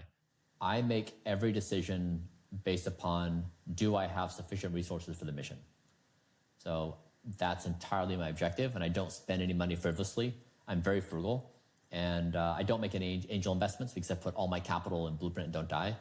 And so, I mean, of course, money is always useful, and I would always say yes to a money-making opportunity, but only as it is consistent with this objective. You said you put all of your money in Don't Die. What's that mean? How much money did you have to put in there? And when you say put in, what does that exactly mean? So there's two things. One is I built Blueprint. So when Blueprint went viral, people are like, amazing, I want to do this, but it's so damn hard. And I was like, okay, so like, I'll do you a solid and I'll make it. So And Blueprint was basically a blog where you talked about every month you gave an update on the strange and wild experiments that you're doing on your body, starting with the simple stuff of working out. Then it scaled up to like all these crazy blood tests to measuring different parts of your body, right? Yeah, exactly. So last month we shared this. I have the best biomarkers of anybody on planet Earth. I'm the healthiest person out of 8 billion people. And so we've succeeded. Like we employed a scientific method. We share all of our data. It's all according to accepted science. And so we achieved, we're the gold medal champion. We're number one in the entire world for health. And so we achieved something remarkable. Now, in doing this, the world is like, people are like, great, I want to do this too, but it's way too complicated. So we're like, okay, we'll do you a solid. So over the past year, we have built everything I've done personally, all my foods, all my supplements, all my therapies, we've made it mass market consumable. And so it's a shit business. Like it's awful. Like, finding foods and manufacturing foods, it's awful. It has so many problems. It's low margin, but I'm legit, like most tech people focus on tech, which makes sense. No one focuses on boring food, but like, at the same time, it's why most of our food is toxic and why it's shit. And so we tried to basically bring excellence to food, which we've done. So now I think it's the best food protocol in the entire world. It's the cleanest. It has all third-party lab results. So building that I've invested I don't know what the accounting is, maybe $20 or $30 million building that. It's currently break even. And then Don't Die is this effort of trying to build a global movement, this global ideology. And then I'm a content creator full-time, and that I still have my investments where I kind of hang out and spend some time with the science.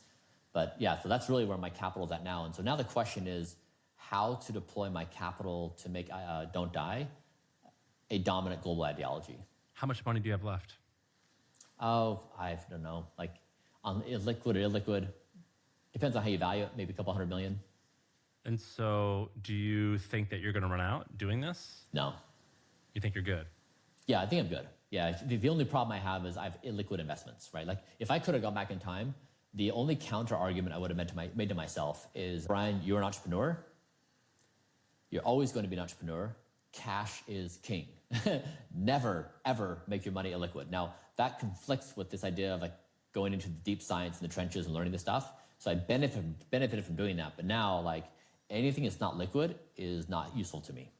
And so that's the only tension. I mean, but what percentage of that money left is illiquid? I don't know, probably 60 to 70%. That's a lot. It's a lot. It's a lot. And right now I can't do anything with it. So it really sucks. Can any of them pay off? I'm assuming you're talking about equity investments into startups. Exactly. And there's several of these companies that are about to IPO or get acquired. So I've got some good cash coming, but if I had to do it again, I would pare down the investments a little bit. I'd still do the scientific investments through the deep trench training because that was necessary for where I've been. But I would definitely narrow it in a little bit. And just to say, Brian, you're going to want accessibility to cash at any moment in time. Because the question, during this 10-year time period, I was like, what am I going to do? And 10 years is a long enough time horizon for these investments to happen and for them to pay back. But 10 years is not enough time, right? It's a much longer time span. But the thing is, I could have, in that time span, I could have taken that capital, I could have made it worth 10 billion by now by doing something that is boring and easy. If you just apply that kind of capital. Walk me through this math. So let's say you had $250 million for numbers' sake. You think that $250 million in 2016, I think? So yeah. Let's just, for round numbers, 10 years ago, you think your 250 or 300 would be worth 10 billion now? Yeah, I think so. Just take I could have applied it to a business and an industry where competence creates value, right? Even the most basic things like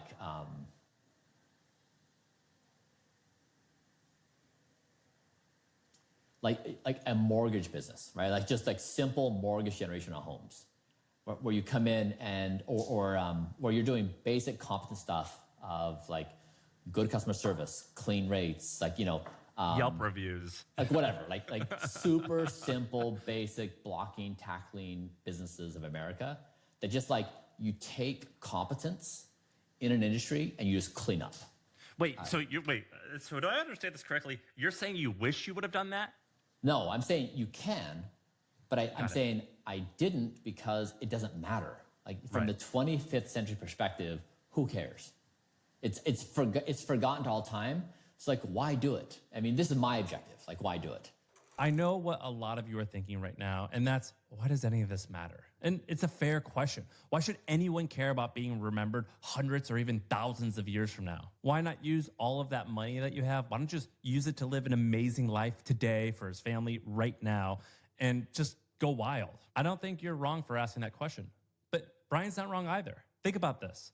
What makes humanity move forward? What fuels all the leaps or the discoveries and the progress that we've made over the past few hundred years? It's people like Brian, people who are wired in these strange and insane ways, and people who can't imagine doing anything less than extraordinary stuff. But Brian knows not everyone is like that, and he doesn't advise that we all should be like that. Everyone is decoding existence the best they can, and they're doing things that they care about and think are relevant.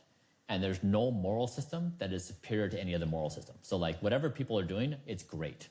And so I would not suggest their superiority at all. I would just simply say we are all choosing games to play with our precious consciousness. And I think this is an interesting one. And I do think that I've never known anyone who pattern matches with me on trying to earn the respect of the 25th century. Everyone I know tries to earn the respect of their peers, now, here and now. And I just think it's the wrong metric because it really limits the human imagination and capability. And that's rooted in what feeling in you of like that 20, like what happened in your childhood, or what book did you read where you said it's important that people 400 years from now or even 10 years after I die care about me? A lot of people, it's their children. They have a kid and they're like, oh my gosh, I never cared about this. Now I have a kid and like, I love you so much. I want to leave you a great life. What was it for the year 2500? Yeah, it kind of is this deep-rooted philosophical question of what is the beauty of existence? Like, we find ourselves conscious on this planet. What is beauty? And to me, it's a maximal expression of gratitude that I exist. And it's attempting to give back to existence the full capacity of my intelligence. That's so cool. That's so cool. It's a very emotional feeling, kind of. It's this weird mixture of like art and thankfulness and business. I mean, that's a very strange feeling that I really like. Was there one thing that you read or consumed or happened to you that gave you that insight?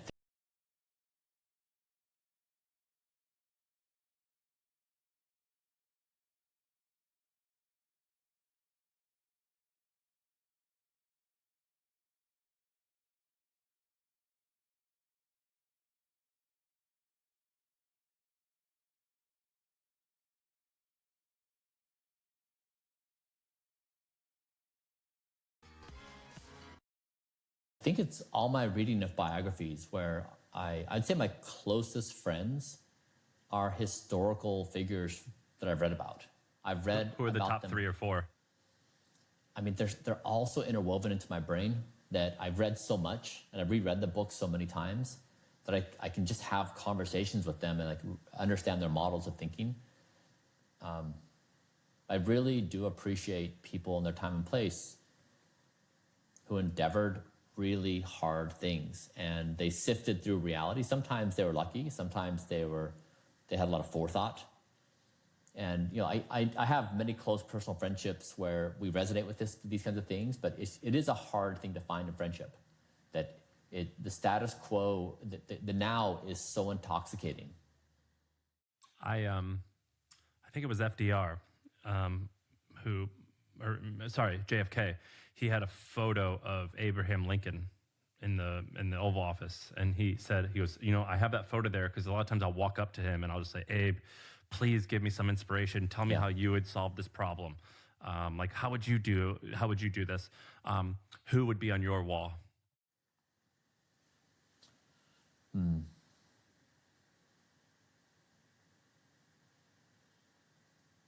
You know, I think about the world is run by like a really small number of ideologies. So if you think, let's just pepper them, a few of them. Like Confucius built up a lot of the Eastern thought on the familiar relationships.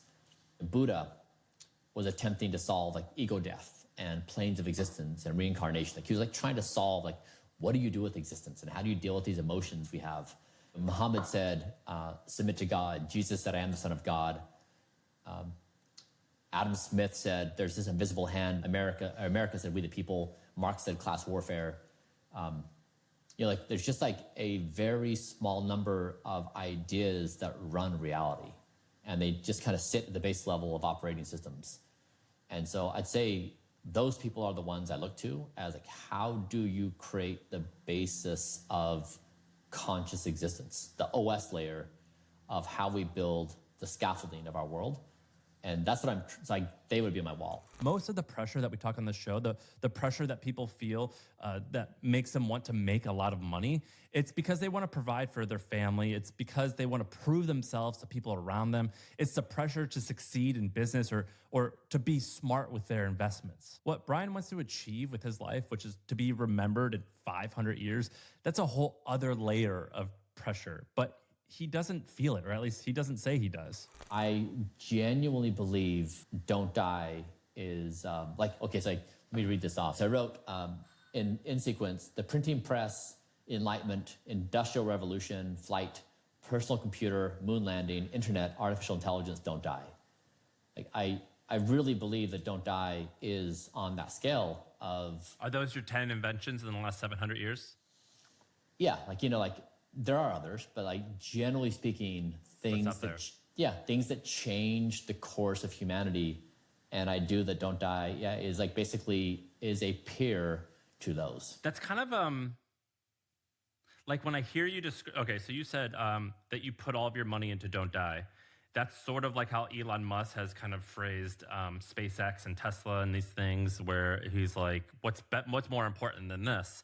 And when I hear you say it, it's sort of like when I watch a James Bond movie where I'm like, this is badass. It's a guy saving the world, getting the girl, living the life of adventure. It's awesome because I know it ends well. And I'm like, I want to do that. And then when it comes down to it, you kind of get fearful. You get a little nervous, you know, like you're like, what if this fails? Or what if I have nothing? Or I got to work really hard.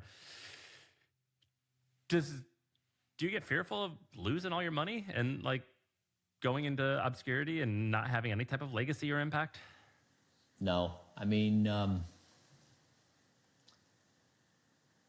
I guess the interesting thing is I'm entirely at peace with existence. I'm at peace with death. I am at peace knowing that I'm going to die in the most ironic way possible. Yeah, getting hit by a bus or something. Yes, right. Falling down a set of stairs. And there's no truer truth than irony. And so I'm totally reconciled. And I honestly feel like at this point in time, I've done my deed. Like I found it, I did it, I birthed it. Now, every day that passes by, it's going to be stronger. And I do want to build Don't Die into the fastest growing ideology in the history of the human race in the coming years. I want this to be like the way the species understands itself. But now, having said that, I think that the foundation is laid, and I feel like it's been achieved, that others will pick this thing up. So yeah, I really am reconciled with existence. Now, before we get to some final advice, I want to really stress that this isn't like a project that Brian has on the side while he's investing his money or like managing his money or doing whatever a lot of people think that like really wealthy people do, which is mostly correct. They're managing their money. That's not the case with Brian. Brian's entire life, all of his wealth, all of his time, it's entirely dedicated to this singular mission. And I think that's awesome. I think the world needs people like that. It's okay if you aren't like that. It's okay if I'm not like that. And it's awesome that people like Brian are like that. His family office, so his accountants, his financial advisors, they've all been directed to make this project the #1 sole priority. I've been very, very clear. The goal is the 25th century's respect. That's it. Everything we do has to have a checkbox by their approval system, like how we're going to be viewed a few hundred years from the future. And that is the horizon, and that's what we're pegged to. And once we have that, it's very easy to not deviate because there's so many ways to slip into the ephemeral and the now. But I'd say we're aligned, and now that we've got a clear direction, I think it's just much easier. Whereas before, when we were playing with various paths, it was harder to make that discretion, but now we're there, it's much easier. Do you think this is like I don't know, like, do you even think this? Like, I think when I die, this is what I want to leave for my children. Now, if you think you're not going to die, do you even have that conversation? And if you do you even think of like, this is like, or are you on the boat of you guys are on your own? And and the greater gift that I'm giving is that I have created this thing. Yeah, I mean, for better or for worse, I view humanity as the beneficiaries. I certainly love my children. I do my very best to be a fantastic father, but they do not receive disproportional financial resources. I view the species as the beneficiaries. Brian's a very cool guy. If you want to learn more about the specifics of his project, there's actually a documentary on Netflix about him that just came out. I first interviewed Brian, I think like 3 years ago on my other podcast, MFM.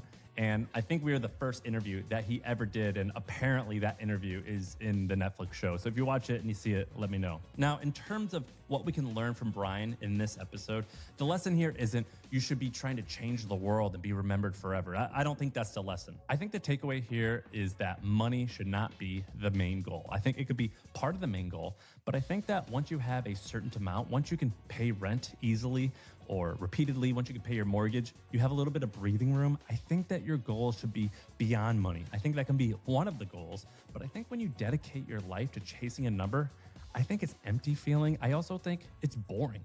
Brian said something amazing. He said, I want to dedicate my life to being remembered in the year 2500. I personally find that to be incredibly intimidating, but incredibly exciting. And if I have a goal like that for myself, which this podcast that we did, it made me want to create a goal like that. It makes it a lot more exciting to wake up in the morning and to get after it during the day. It also makes it way easier to overcome a bunch of adversity when you have some big goal like that. I love that. I also love how he goes all in. If you look Brian up on Twitter, on YouTube, Brian gets tons of hate, but he's doing this because I think he genuinely feels it's a good thing to do. And I also think it just makes him happy. And I love people that are unapologetically themselves and they go all in on what that means. And there's going to be a lot of people, by the way, who make fun of Brian on this podcast. And I think you should just give him a lot of credit for being himself, even if that self isn't something that you're into. And so I appreciate people like Brian. Oh, and by the way, if you're the CEO, owner, founder of a startup, you have to check out my company, Hampton. It's joinhampton.com. I made this podcast MoneyWise because I own Hampton. Hampton's an online and in real life community where we have thousands of CEOs of startups. So our average company does something like 25, 30 million in revenue, but they range all the way from 3 million in revenue to much bigger, like publicly traded multi-billion-dollar companies. And I'm able to see all types of conversations about money, about success, about being nervous, about failure. I see all these conversations. And I thought, I think a lot of these need to happen publicly, and that's this podcast. But if you want to have conversations like this all of the time, please check it out, joinhampton.com. We host hundreds of in real life events throughout the country, throughout America. And so if you want to connect with other founders, I'm telling you, this thing is game changing. So joinhampton.com. And finally, this podcast, it was made by a company called Lower Street. lowerstreet.co/moneywise if you want to make a podcast like this. So if you like MoneyWise and you own a business and you think, I would like to get new customers, I would like to do it via content, well, check out Lower Street. lowerstreet.co/moneywise. All right, peace.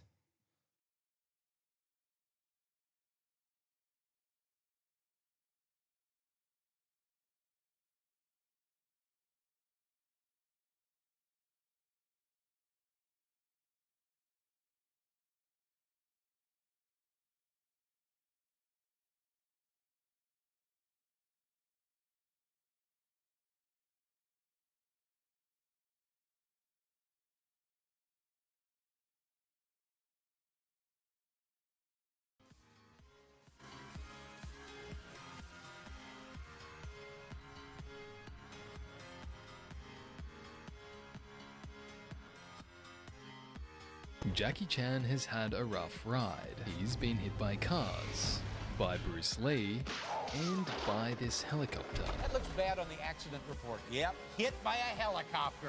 But the craziest thing is those aren't even the stunts that almost killed him. For me, if not going to hospital, it's not injured. That would be this fall from a clock tower. Almost died. I almost died. And this jump from a castle. In the 90s, Jackie had a funny name for this method. Rolling jump action cut hospital. And as you'll see, he broke a lot of bones. Broken.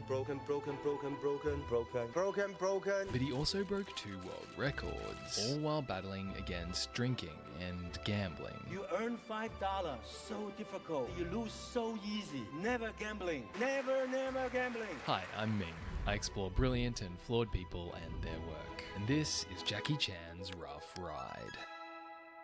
It's 1973, and Jackie is getting beat up by Bruce Lee for $1 a day. $1 a day. That's my salary. On Enter the Dragon, Jackie gets beaten up with fists, then nunchucks, and then this stick, which really hits him. Boom! My eyes a lot of stop because of one stick here. Pa! Boom! At 18, Jackie admires Bruce. He's my superhero. However, when Bruce Lee dies, directors want Jackie to start copying his fighting style, and Jackie doesn't want to. After Bruce Lee died, Bruce Lee's style so successful, and everybody learned from Bruce Lee. I don't want to learn from Bruce Lee, but the director forced me to learn from Bruce Lee. You have to do this kind of style.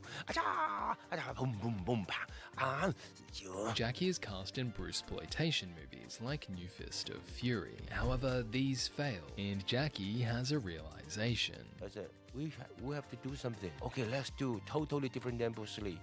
When he kick high, we kick low. When he do the serious face, oh, Jackie, just be yourself. You just be yourself. I said, okay. Jackie distinguishes himself with the stunts that are coming up. But first, he does it with fights. Jackie fights with chairs, with fans, coat racks, and aluminium ladders. Aluminum ladder. Whatever, ladder, you understand. At 20, Jackie starts designing stunts. He designs these mini wires to pull feet, fake pots to throw, and fake shoes to kick people in the head with. You touch, but doesn't hurt. Jackie also pushes the limits of action timing. And in 1983, the stunts get increasingly dangerous. In Project A, Jackie finds himself slipping from a clock. This stunt is inspired by Harold Lloyd, with awnings for Jackie to fall through, like Buster Keaton. However, unlike Buster, Jackie doesn't have a safety net. Just a 60-foot or 18-meter drop straight down, and no rehearsal. We don't have a rehearsal, we don't have money, we just do it. As planned, Jackie falls. However, not as planned, the awnings flip him, and he lands on his head. Because Jackie isn't satisfied, he goes for a second take, and then this third take, which isn't included in the film. In all 3 takes, Jackie lands on his head, resulting in a cervical spine injury. Yes, I almost get killed. In Police Story, Jackie goes even further. In the climax, his character, Inspector Chan, chases criminals through a shopping mall. From 1 story up, Jackie jumps through this trellis. He lands without mats, gets bandaged and fanned by crew, and prepares himself for a similar jump, but this time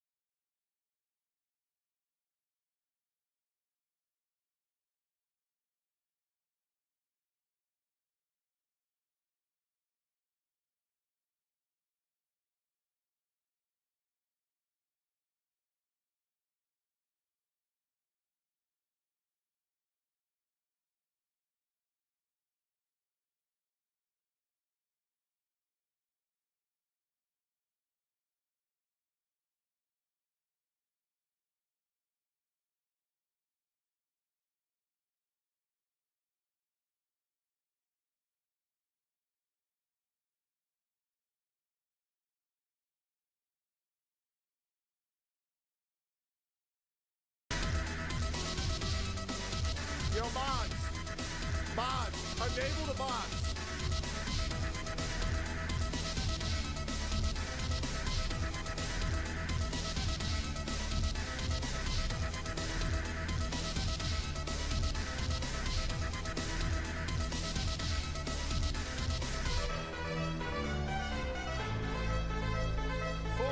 Hook me up.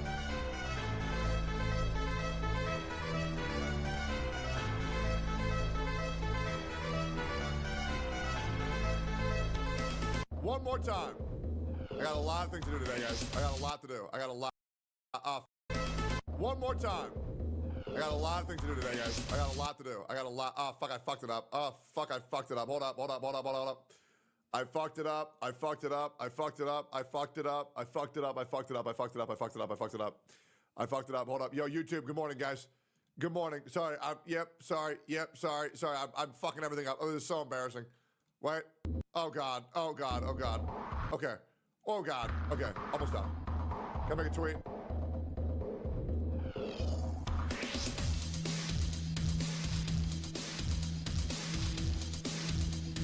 What's a good tweet?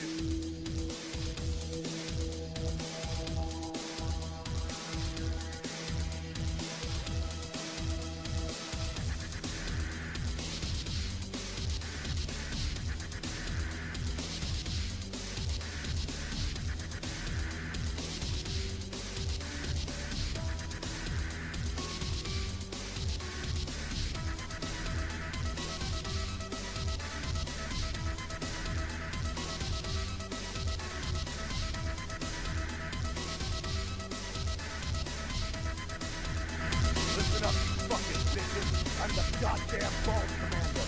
Respect my ball authority. I'm the goddamn balls commander. Listen up.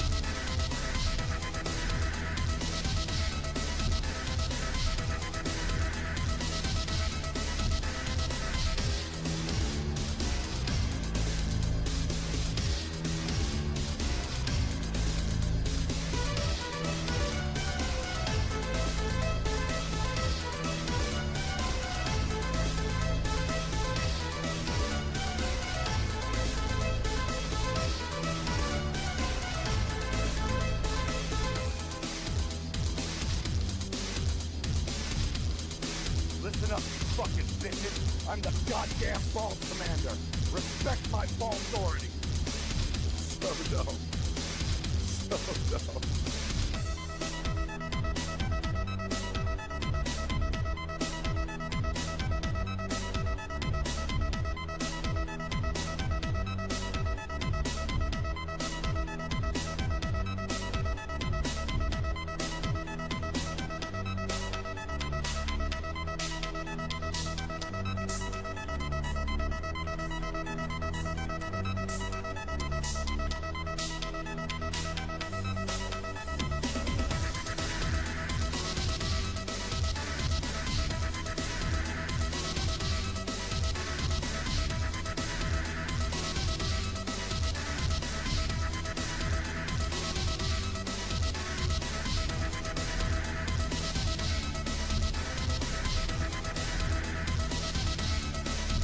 This music is a bit annoying. Oh, sorry, man. I'll turn it off.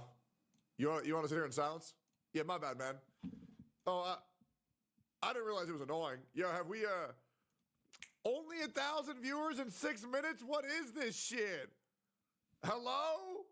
Where the fuck is my 10,000 viewers? What is this?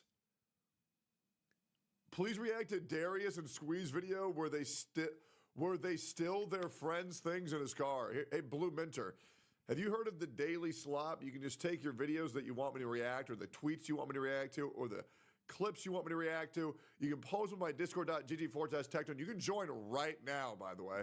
The server has like 96,000 people in it. Even just today, I mean, like 20 new people joined since this morning. Like, if you want me to react to something, all you gotta do is join my Discord, right?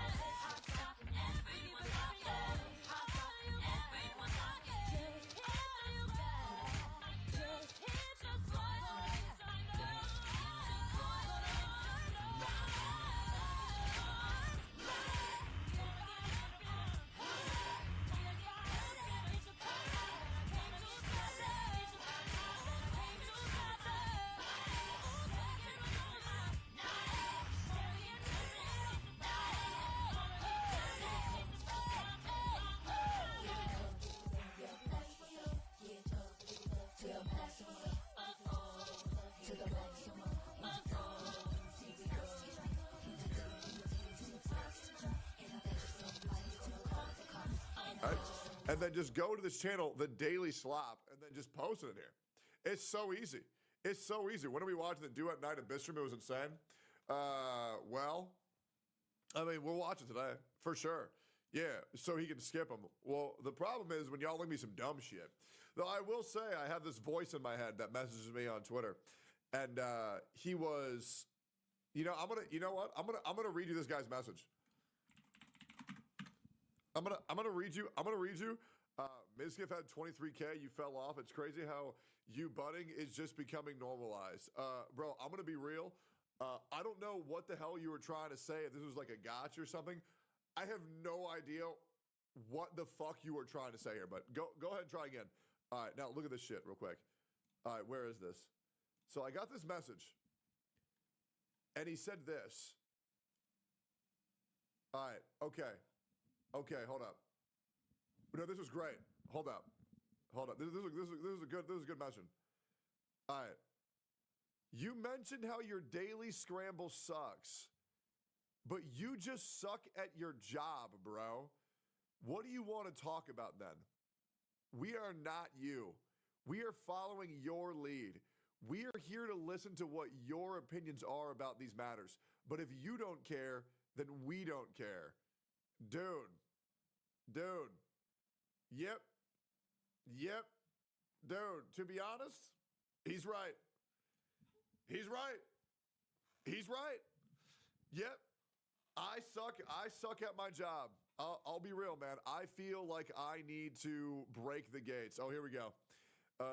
Zero bot streamer, insane motion, 10,000 viewers a minimum, reacting, 1,000 million viewers. This is insane. When are you doing room review? Well, you can choose now. Do you guys want room review, or do you want me to stay live until I beat Dark Souls 2 today? What would you guys prefer? What would you guys prefer? Room review or beating Dark Souls 2? Not ending stream until I beat Dark Souls 2. Dark Souls 2. It looks like we're playing Dark Souls 2 then. This chick is running for Congress in Texas. Oh, God. Bro, what? Okay, hold up. Breaking. Texas Republican congressional candidate Valentina Gomez is going viral after releasing her campaign out of her lighting the Islamic Quran on fire, saying Islam must be stopped once and for all. Muslims can fuck off any of the other 57 Muslim nations. I will end Islam in Texas, so help me God. What the fuck? I thought this was a meme at first. Wait, hold up. What? Your daughters will. So here's the problem. I understand that this video goes so hard, but the thing is, I just absolutely don't believe her. You know, like she's trying so hard to be like, oh, trust me. Like, so here's the whole issue. First of all, women don't belong in the government, right? Women don't, you know what I mean? Like, guys, come on. Like, anyways.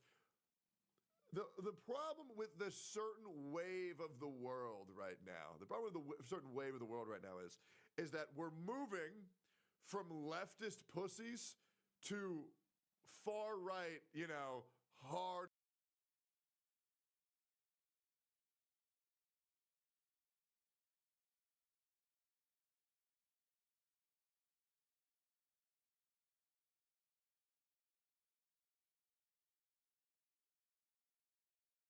Abusing Wall Street had never been so easy. Because tucked away in the back offices of big trading firms, teams of financial hackers had found a tiny loophole in its newly implemented electronic trading systems. One they had been exploiting undetected for years to make billions of dollars in profit. But unfortunately for them, up in Canada, a lowly, frustrated trader couldn't shake the feeling that something was horribly wrong with the orders he placed. It was like some invisible force knew exactly what he was about to buy or sell the second before he clicked trade. His clients, like big pension funds, were hemorrhaging money and he needed answers, fast. But Wall Street's elites weren't about to let an outsider blow open their secret. They had already sunken hundreds of millions of dollars into high-speed infrastructure to protect their edge, and to keep it, they were ready to gamble with the entire market.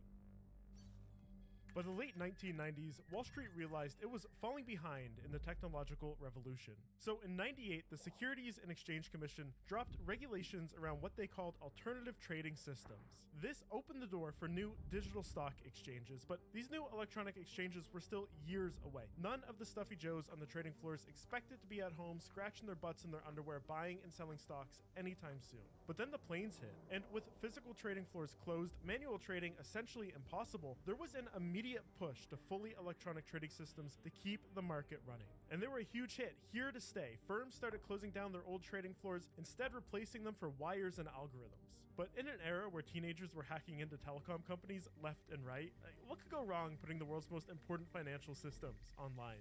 Enter Brad Katsuyama. He had risen quickly within the Royal Bank of Canada, starting as an institutional trader specializing in energy and tech stocks. He was so damn good that he eventually ran RBC's entire US equity risk trading operation. No small feat in a world measured by split-second decisions and razor-thin margins. RBC was seen as an outsider on Wall Street, less entrenched than the big US banks. Yet Brad built trust with major institutional clients through this role. He was buying stocks on their behalf, think big hedge funds with tens of millions to spend. Maybe it was just the Canadian niceness in him, but he really seemed like a guy who cared whether they got a fair deal. Then, around 2007, Brad noticed something odd. Orders that seemed straightforward on his screen suddenly vanished or shifted the moment he tried to execute them. Prices moved away as if someone knew exactly what he intended to buy before he could even complete the order. Suspicious, he did what any trader would do. I do what every trader does when they think their computer's not working. I'd call tech support and the guy would run out of the back and say, "What's going on?" I'd say, "Watch this. I see 50,000 shares at $2.93. I'm going to try to buy that. I will only get a fraction of what you and I see on the screen." And I try to do it and I get 15,000 shares. And I said, "What do you think is happening?" And he says, "Well, I think that there's more people that want to buy AMD and it's not just you," meaning that you're part of a market that's moving very quickly and many people want to trade. And I said, "Okay, well, I'll prove you wrong." I say, I'm going to try to buy 45,000 shares at $2.95, but I'm not going to press this button for 5 seconds. And if while I'm counting the stocks trading, you're right, other people want to buy AMD. I said, but nothing's going to happen until I press this button. So I'd count to 5 or 7 or whatever. I could change it, doesn't matter. And then I'd hit the button, and that's when the stock would move. That's when the offers would disappear. And I'd say to them, I said, I'm the event. This is not a random occurrence. The only reason people want to buy AMD is because I want to buy it.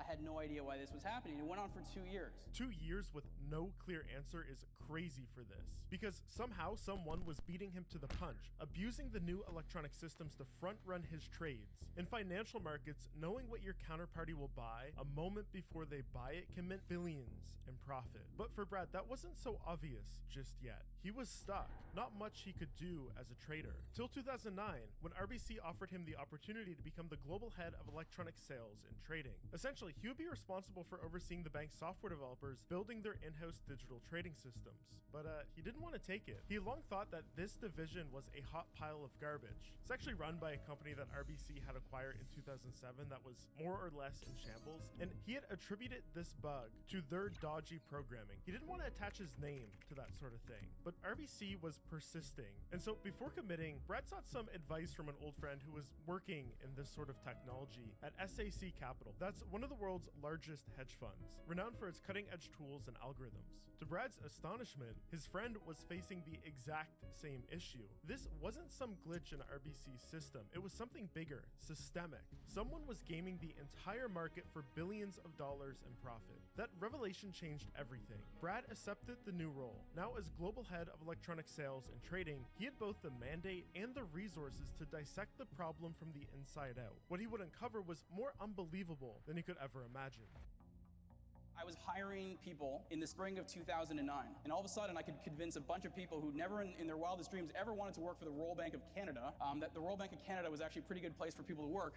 So I built a team at RBC. So Brad, gung-ho in his new role, was set on bringing together a team of all-stars, wanted the brightest minds from Wall Street to figure out what was going on to protect RBC's clients from losing their butts. Small issue, the Royal Bank of Canada isn't exactly known for retaining top-tier financial talent, but luckily for Brad, he was hiring in spring of 2009, just about the lowest point in the jobs market after the 2008 financial crisis. AKA, he could hire whoever the damn hell he wanted because he was one of the few people still bringing people on. Now, he already suspected that the issue had something to do with speed. So he was recruiting people who knew how the market was structured underneath the hood, how the actual cables were run, and what protocols the network used. One of those hired on was Ronan Ryan, a network expert specializing in low latency connections who had in-depth knowledge of the infrastructure used by high-frequency trading firms. Early on, he explained to Brad how Spread Networks had laid high-speed fiber optic cable between exchanges in Chicago and New York,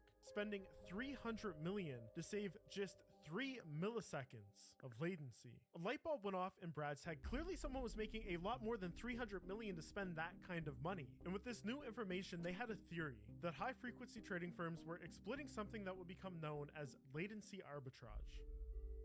The 100,000 shares of AMD that I saw on my screen wasn't just at one stock market. There were actually at the time 13 different stock exchanges in the United States that were geographically located in different buildings. Now the geography actually is important here because what that means is that when I see 100,000 shares on my screen and I try to enter an order, me pressing the button once isn't just one action. Me pressing the button once sends one message to something called a smart order router. It splits my order up into as many as 13 different messages and blasts them out to the stock exchanges. This is going to sound crazy, but RBC at the time, we were located in downtown Manhattan. All of the exchanges were in New Jersey, which is west of Manhattan. So what that means is that my one order to buy 100,000 shares of AMD, let's say there's 25,000 shares offered at 4 exchanges. I would blast 4 orders out to the market from RBC, and they would arrive in sequence first at BATS, because BATS is located in Weehawken, New Jersey, right on the other side of the Lincoln Tunnel. It's closest to Manhattan. Then Direct Edge in Secaucus, then NASDAQ and Carteret, and the New York Stock Exchange built a new, I heard, they spent close to $1 billion building a data center in Mahwah, New Jersey, and one in Basildon. It would arrive there last. It was 60 miles away from NASDAQ. The difference in time, this is going to sound completely bananas, was 2 milliseconds between arriving at the first and the last exchange. At the time, I thought that was actually pretty fast. It's 300 milliseconds to blink your eye. 2 milliseconds to me seemed pretty fast, except for the fact that one of the people I hired, this guy by the name of Ronan Ryan, had just come from building out high-frequency trading infrastructure for some of the biggest high-frequency trading firms there were. And he said, I got bad news for you, Brad. I can get from one building, BATS, to the next in 476 microseconds. A microsecond is 1/1,000,000th of a second. He could actually get there 4 times faster than I could, which meant that as my orders were going out to the market, we would arrive at BATS first. Ronan's clients would pick up a signal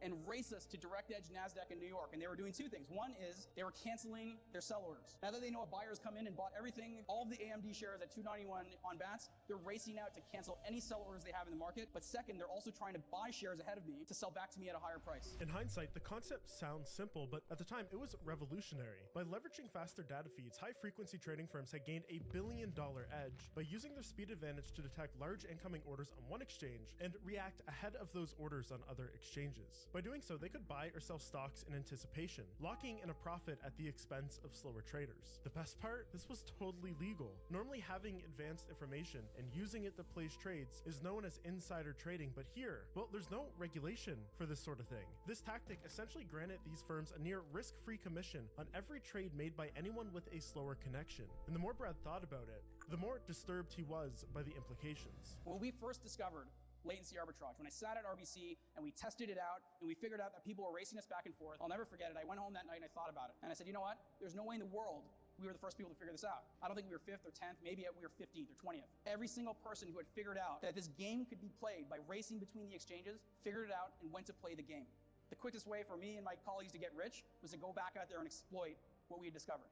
The problem is the world's changing. I don't want to be the 15th or the 20th person to do that. You want to be the first person to actually go out there and say, this is the real problem here. The other aspect was that I took my job seriously. The fact that I represented retirements, the fact that I represented pensions, the fact that I actually represented the savings of so many people. Every time I had a trade, I felt like I had a duty to my clients to actually do the right thing. And here all of a sudden you figure out that we're being electronically front-run. That was a huge problem to me. The idea of hardworking people's retirement savings feeding these financial predators was deeply unsettling to Brad. He had a duty to protect his clients from being preyed upon, but solving the problem wouldn't be so simple. The first idea was to just speed everything up. Get as fast as the firms abusing this, but Ronan Ryan quickly shot down that idea. They were RBC after all. They would never be faster. There were things that his clients were doing that we would never do. A funny story is that also proximity, where you're located in the data center. So now that I've paid to be in the data center, where you are in the data center matters. And he said that next to one of the big stock exchanges, Toys R Us actually owned a cabinet next to one of the big stock exchanges by accident. They were there. I think they were probably running their website or something like that from there. And he said he was working on behalf half of clients trying to pay Toys R Us insane amounts of money, and they finally gave in. They finally sold their space, and they wanted to leave Toys R Us as the identifier on the cage because they didn't want anyone to know who was in the cage. Proximity matters, and they spent a ton of money on that. He said, we cannot be faster than them.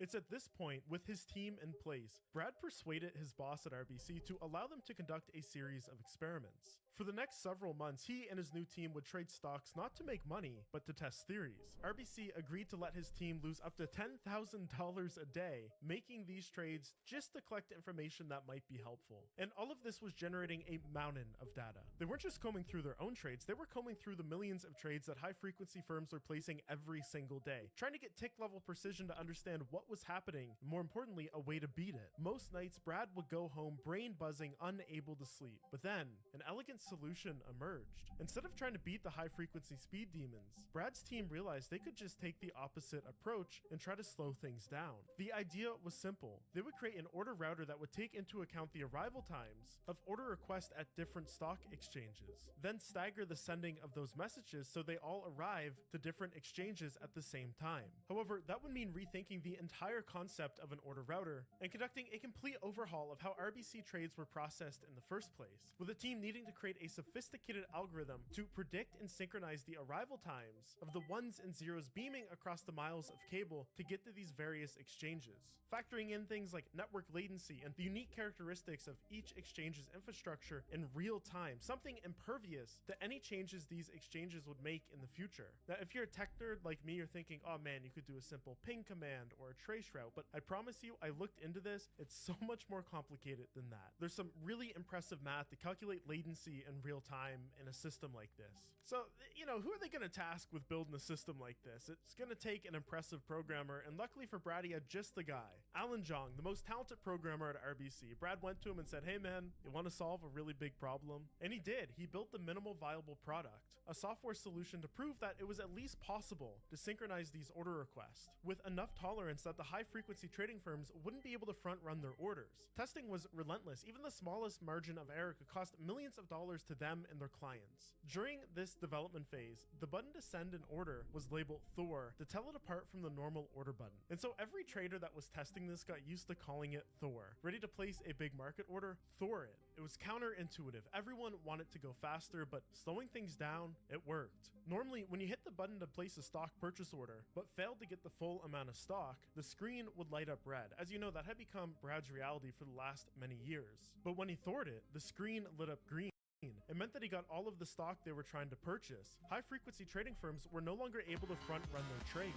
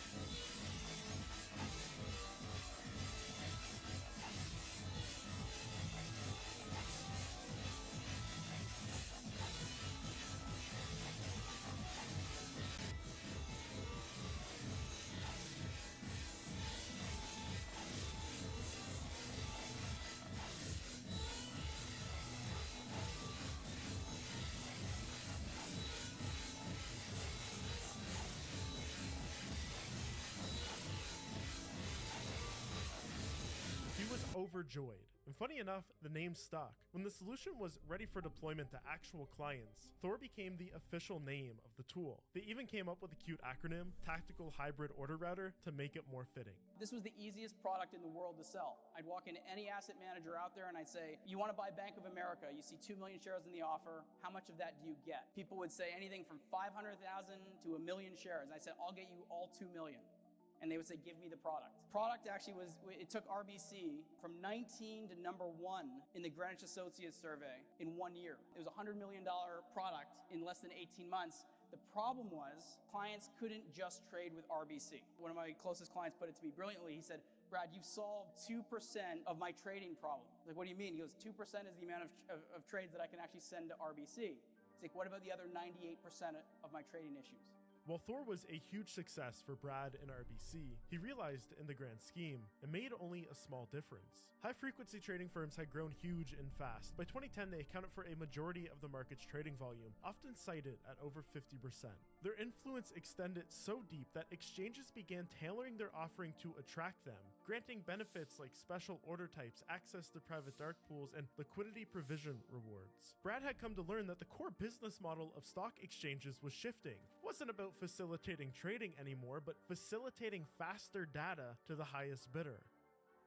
Exchanges collectively in the United States pay $3 billion plus in what are called rebates. This is like figuring out that the electricity company pays you to turn your lights on. It was something that just completely baffled me when I learned it, but they're paying people billions of dollars to trade, which means they don't actually make money from trading anymore, which is why they open data centers to sell people access, to sell people technology, to sell people cabling. They've even gone as far to put microwave towers on the roof of the exchanges to beam orders back and forth faster, because all of this really adds up to the 476 microseconds that Ronan needed to beat me. It's being sold to him and his clients by the stock exchanges. The stock exchanges were enabling the issue that I just explained to you. A stock exchange exists to help companies raise capital, to help investors allocate that capital. They do not exist to sell this stuff. But why do they do it? So first of all, they sell fast data. If you want to learn about the changing of a price faster than someone else, you have to pay for it. If you think about it theoretically though, there isn't anything technically wrong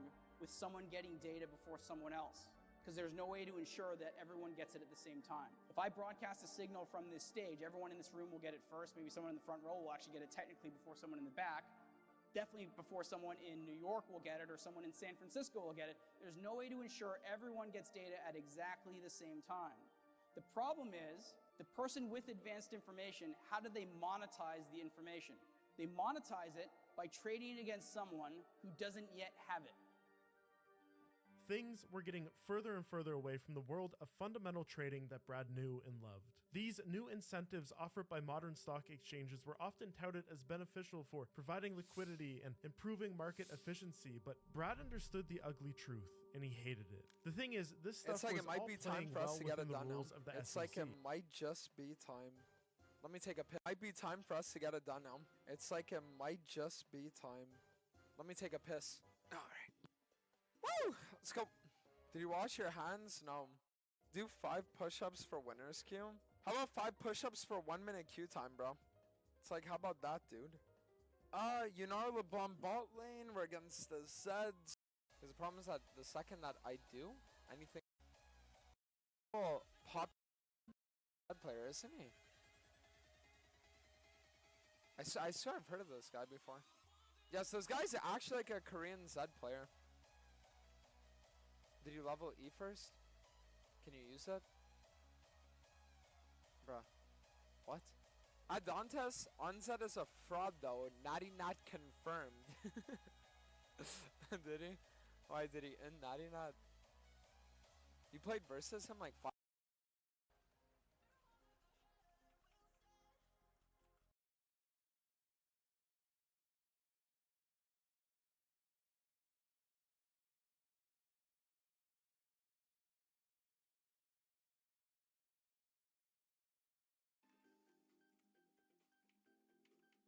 Oh, I can help you.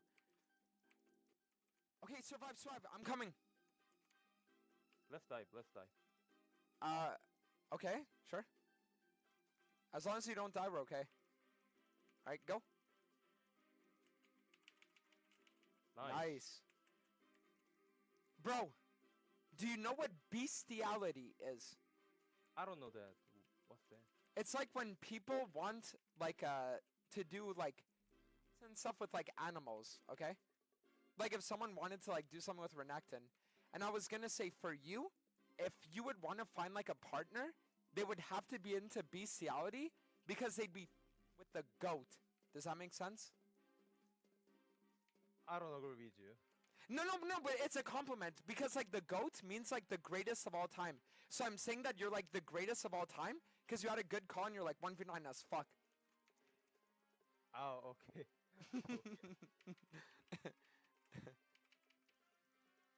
Alright, nice. What the fuck? Wait! You win this! Okay. Okay? Bro, once you get Death's Dance, you're 1v9 this game. Oh, we kill? Maybe. Okay. Look for turn on Anivia. On. Oh, fuck.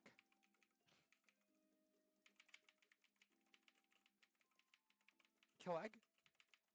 Nice.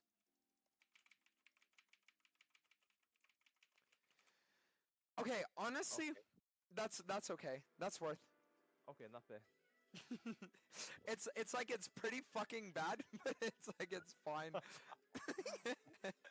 It's like, dude, this is absolutely fucked.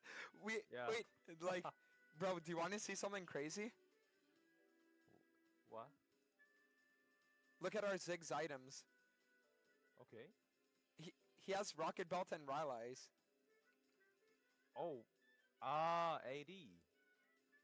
No. It's because he has the Rocket Belt Rylai's. Like, you're not supposed to build those items on Ziggs. I think he's out of mind. Yeah. No, he is. But it's okay because, I mean, listen, if I had to lane with this Leona, I would be too. Okay. Have you ever hit Challenger before? No, I go Grandmaster. Oh, okay.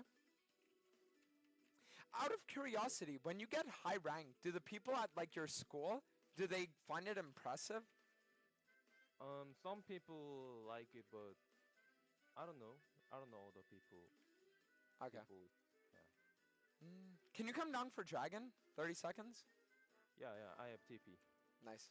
Okay, we got a 2v8 hard as fuck. Oh shit. Well, Arleona's fucking ninting, bro. Arleona's fucking dead. Okay, I'm coming.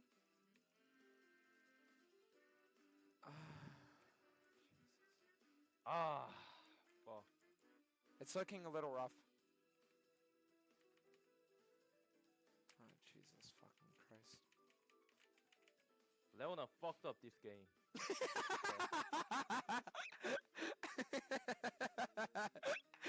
True. True. Dude, look what she's doing. What is this guy doing?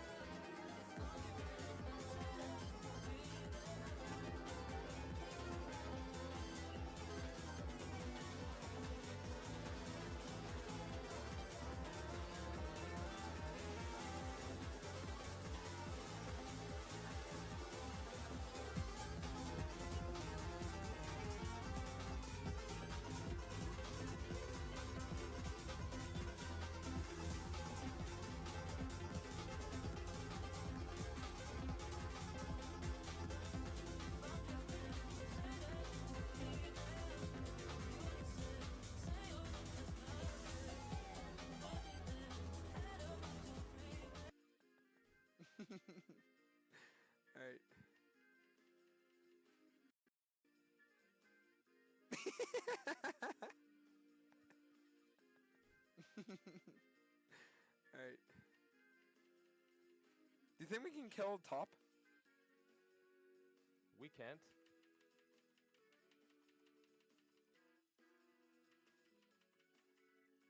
Yeah. Yeah, just run, just run. Yeah, yeah. Bro, our Leona is 0 and 10. I think if I can get Kiana shut down, I hard carry. Right. Shut down these. Yeah. Like if I can get all shutdowns. And if we take the Baron, definitely can win. Okay, I'll make you a deal. Because I like you and you're my new friend, I'm gonna steal Baron, get a 1v5 pen to kill, and solo win us the game. Okay? Okay. Alright. Let me set up for this. Little girl alone in the bush.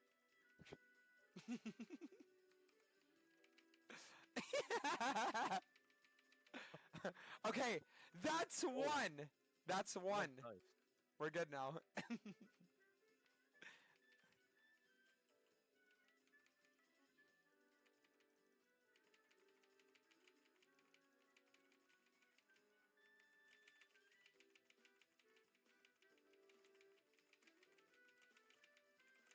Wow. Ah. So close. It's okay. Dude, I'm telling you, I got this shit. I got this shit. Okay. Oh my god!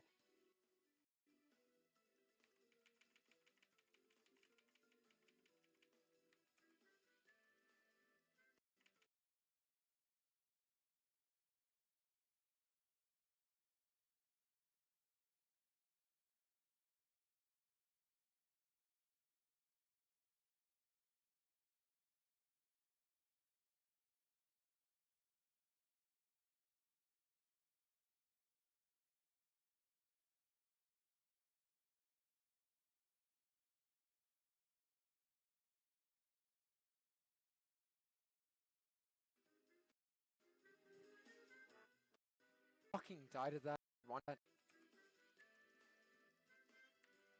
I actually fucking died of that. I thought I could one-shot Kiana.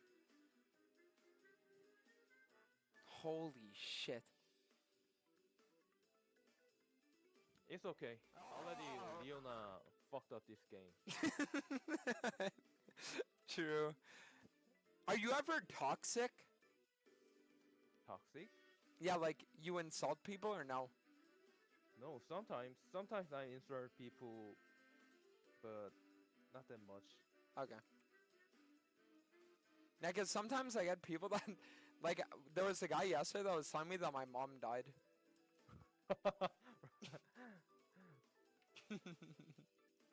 Korean people has a lot of angers for the games. Wait. Wait. Oh, nice.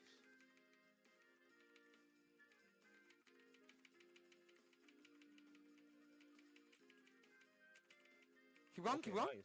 Nice. Let's go, let's go. Ah. Dude, Trump wall. I'm being serious. Tell them 5 mid we win.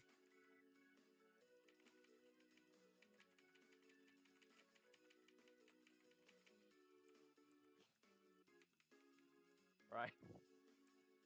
Dude, what? What the fuck just happened? Oh god. Wait, maybe I can hold.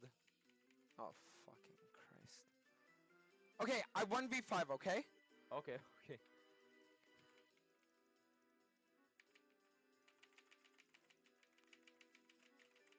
Oh. GG, bro. GG, bro. It was a disaster. For real. But at least we made a new friend. Yeah, that's right. Alright. Okay, have a good day. Have a good day, bro. Just take a shower real quick, right? Okay, I'll try. I'll see ya. Okay. Alright. God damn it. Guys, be honest. Could I have locked in harder? Yes or no? I mean, I feel like that game was like actually impossible, no? Like, I don't know. It's like, how the fuck are we losing so much, dude? I feel like our performance is so good.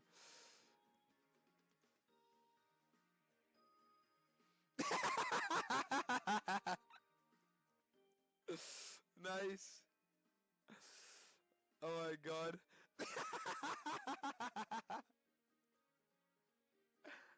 What?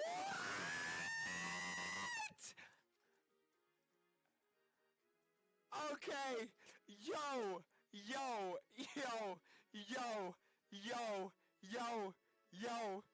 Is Azap here? Loser's Q isn't real, by the way. Is Azap here? These are my 4 teammates, dude. Wow, are you done, Tess? He didn't realize. I didn't realize, bro. Oh my god. That's crazy levels of riot sabotage. Yeah, that's actually like fucked up. Like, I'm gonna be honest, that's actually like crazy levels of fucked up. Like, actually crazy levels of fucked up.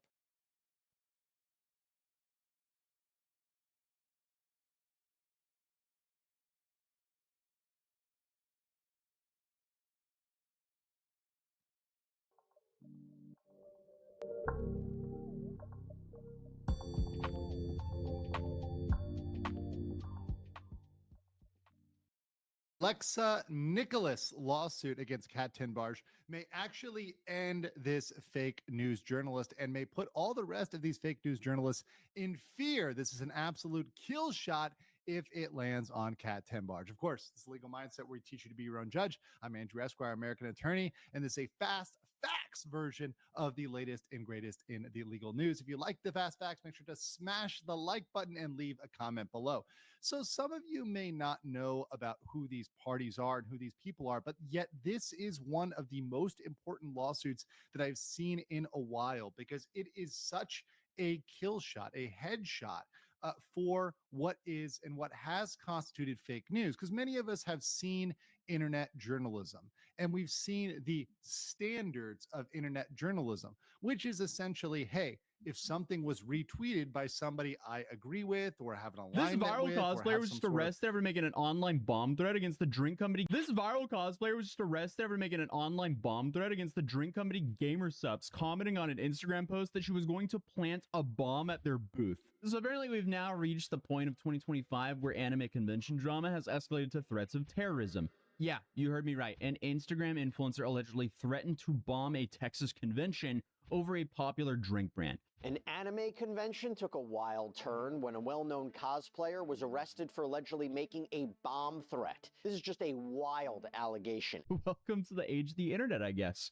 where for some reason clout chasing meets homeland security. So let's set the stage. This is Kendra Noelle Manning, better known online as Kit Noelle. She's 25 years old and has about 100,000 followers on TikTok and another 10,000 or so on Instagram, and she cosplays Harley Quinn and so on. So basically, your standard convention regular, until she wasn't. I mean, you could see these pictures that she would be pretty good at her trade. The irony here is what she was cosplaying and her mugshot side by side. She's got her online presence pretty established with her own website that links to her Instagram, Patreon, TikTok, hell, even a Facebook page. And according to her About section on her website, she's an artist based in Texas focused primarily on her health and a charity-based cosplay group called Cosplay Care Project, which essentially seems to be a group of cosplayers that raise money for different charities, including money for St. Jude Hospital. I'm pointing all of this out because it doesn't seem like Kid is this like crazy online person who did something to get attention. This is more of a case of a public person doing something extremely stupid and getting bit pretty hard by the legal system because of it. Because as we know, there's a lot you can get away with online, but bomb threats, absolutely not. So instead of just showing up to San Japan Anime and Gaming Convention in San Antonio to do the usual, take photos, buy overpriced plushies, and complain about the food court, Kit decided to LARP as a potential domestic terrorist. So here's what happened. Someone posts on Instagram FGamerSups entitled Weirdos. Now, for those of you guys who don't know, GamerSups is a drink brand. Originally, they became popular off of selling tubs like this, and then they even have their own cans now. And many of you guys know they are actually a sponsor of this channel, but they became popular for two main reasons. Number one, they really support creators and let creators promote them and create their own flavors with very little guardrails, so to speak. You can pretty much do anything, including Plowed and Proud, which the Twitch streamer Vienna made. You also have a Doggy Style by the Twitch streamer Buff Pup, and so many more. And while they're absolutely cursed, they're obviously jokes. Their communities enjoy them, and you also have a bunch of other creators who don't market their stuff with like anime girls like Swagger Souls with Crusader Aid, Smitty with Good Energy, and so on and so on. Again, they just give creators a blank piece of paper and allow them to really create whatever fits well with their audience. And I think it's a fun and unique way to do it in a world of YouTube sponsors where you just have so many brands just handing out scripts and expecting like 5 revisions so every YouTuber's integration on said sponsor is identical. Thankfully, I haven't worked with a brand like that in a very long time, but it's GamerSups' relaxed attitude with creators that made them big. But what kept them big and continuing to grow is they genuinely have the best sugar-free energy drinks and non-energy drinks on the market. And if you don't believe me, you can literally get a free sample with code Atozy, which gives you free shipping, so it's literally free, right at gamersupsgg/Atozy, which I'm linking right down below. And also, if enough of you guys enjoy GamerSups, I actually get my own flavor as well. So you do genuinely support this channel if you use code Atozy over at GamerSups, because I'm really trying to make Memory Lane Melon a thing. But anyway, back to the story. Kit allegedly replied to this post on Instagram saying FGamerSups entitled Weirdos. Hey, to each their own opinion, but she then responded to that post saying, planting a bomb in their booth today, which is just a wild comment, even though it's obvious that she's joking. And obviously that comment that turned her from cosplayer into felony defendant real quick. Now, when this was officially reported, there was no reference to the original post. The police have also not made that information public. If I had to guess, it's been deleted and not being shared around in order to protect the original person who actually posted this post. But still, okay, we're escalating quickly here. It was the San Japan Anime and Gaming Convention, and the website describes it as, quote, San Japan is the largest anime and gaming convention in the South Texas region. We take place at the Henry B. Gonzalez Convention Center in San Antonio Grand Hyatt in downtown San Antonio on Labor Day weekend. San Japan is a fan-run organization providing an annual anime-focused convention. Remember that you're also helping us supply high-quality entertainment and education while fostering a safe and fun environment for all of our attendees.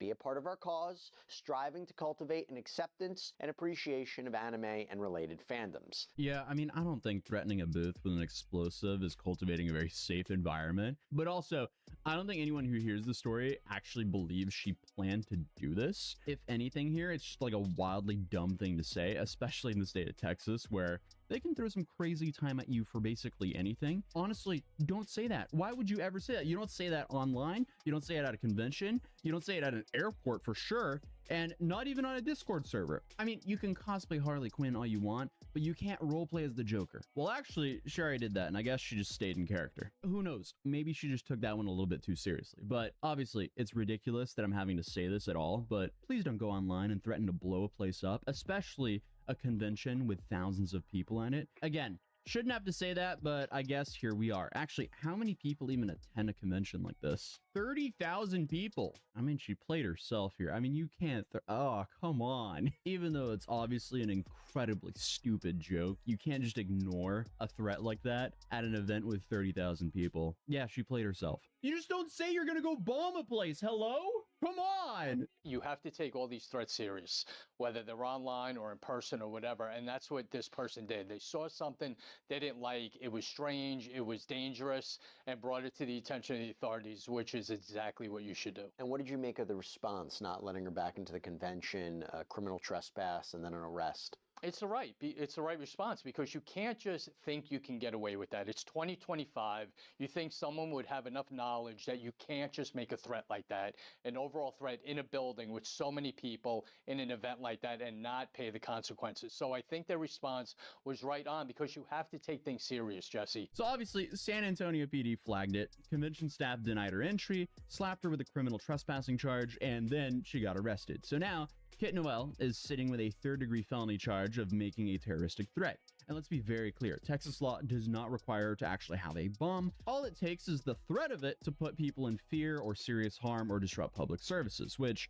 at a convention with thousands and thousands of people in the Henry B. Gonzalez Convention Center, it absolutely did. So what does all of this actually mean for Kit Noel? Well, she's not just looking at a slap on the wrist here. She might get seriously charged for this. I don't think there's a shot at her getting the maximum sentence here, but under Texas law, a third-degree felony for making a terroristic threat can carry up to 10 years in prison and fines reaching $10,000. And it's not like some sort of storyline that you can just cosplay yourself out of. No, she's going to court. This is not going to be fun for her at all. As of right now, she's out on bond, which was set at a whopping $35,000. So that does mean that she managed to post it, but obviously her freedom now comes with strings attached. She's been ordered to remain under house arrest with a GPS monitoring device, which means her con appearances are now limited to pacing around her living room in a full costume. On top of that, she now has to undergo random drug and alcohol testing, and she's also barred from owning firearms. It's essentially just like cosplay probation minus the fun panels and overpriced merch. And honestly, while the rules she's under right now might sound strict, they're at least a little bit better than being remembered online as the anime bomb girl. Because let's face it, a decade in prison is a long time to explain that your downfall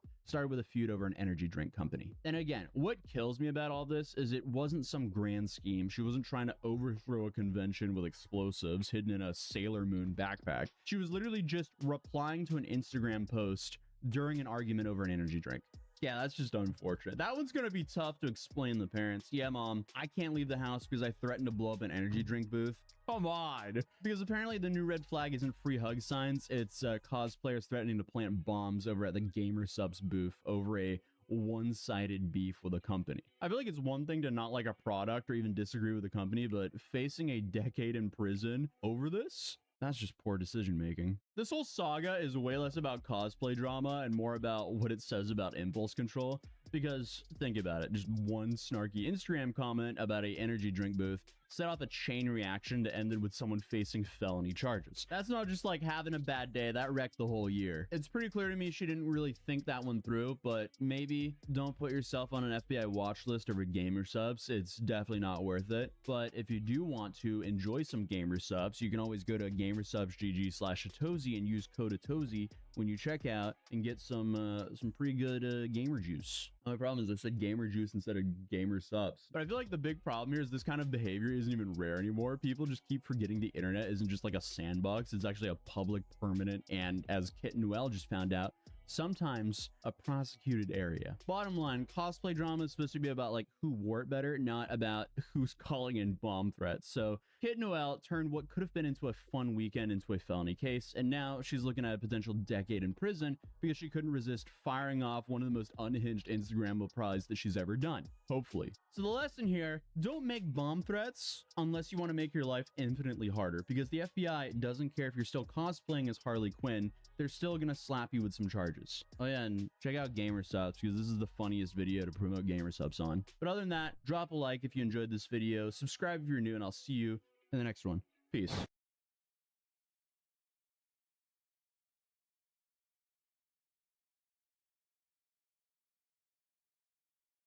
Hello guys and gals, me Mutahar, and ladies and gentlemen, you know, I was gonna give $10,000 for you to find this image. I might just up it to $15,000. In fact, who cares? Let's actually go all the way. But today, it's not about throwing money at a search that really is the focus. It's about my interest for lost media content. I love lost media stuff, especially when it comes to things like video games. We've looked at stuff where, you know, people have modded Silent Hill versions of Grand Theft Auto Vice City, once previously thought lost, finally resurfacing and completely playable. We've looked at entire images like the Backrooms, completely lost and forgotten at some point. But people have come together on the internet with their crazy internet detective skills and using all of the data available, found out exactly where that was. But there is one image that is so elusive.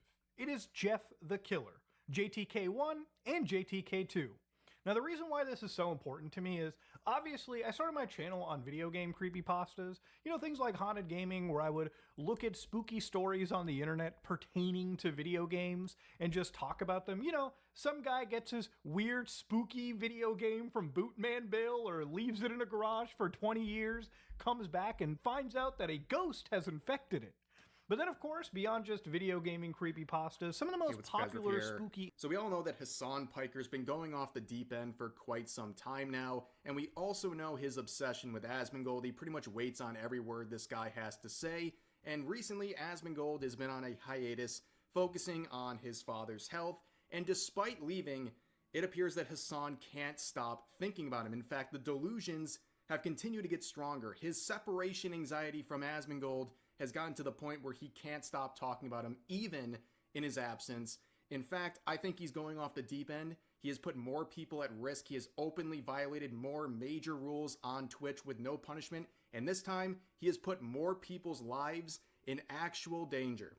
So let's begin with the Asmongold portion of today's video.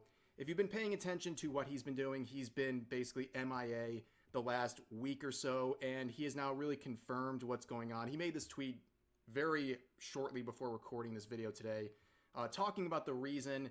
Everyone kind of already knew it was about his dad's health and how it's been declining, and this is a long post. I'll just sum it up. Basically, things are pretty serious, and he thinks he needs to dedicate his full attention to the situation, and he's going to have to take a hiatus for however long it takes. Geek Newell, the legend of the gaming industry, today will share his... And yeah, I'm sure a lot of people are praying for the dude and his dad. It's a very sad situation, but unfortunately for another person out there, it probably will only intensify his separation anxiety. And some of the clips he's made over the past couple of days are quite unhinged, where he has developed new terminology like the Asmongold phenomena. This is something that I tried to explain to people in the past, where I was like, look, liberals, you did it. You did it. You successfully undermined your left flank. And in the process of doing that, of course, someone right-wing was going to rise up to the occasion and come across as a completely normal centrist, right? That's the Asmongold phenomena. The most consequential aspect of like the destinies of the world consistently coming after me for their own personal narcissistic vengeance quest has made it so that I have so many ridiculous claims that are completely made up about me swirling around in the ecosystem for all of the dumb political people to tune into, with a network of slop tubers that are constantly pumping out this kind of content, that ultimately people that don't actually get any sort of critical examination of their commentary or their worldview get to rise up to the top. Yeah, that is a degree of obsession that is quite insane, where you're quite literally coming up with terminology for your enemy, your rival, and their absence has driven you so insane that you've come up with Asmongold phenomena to explain basically why the entire world doesn't agree with you on everything, and the fact that people might actually like someone like Asmongold. But also he's making these great stretches trying to drag in Nick Fuentes, and we'll talk about that in the next clip. But also you can see this language where he's going after liberals and leftists, and we all know Hassan is on the left, but he also tries to tear down all those around him.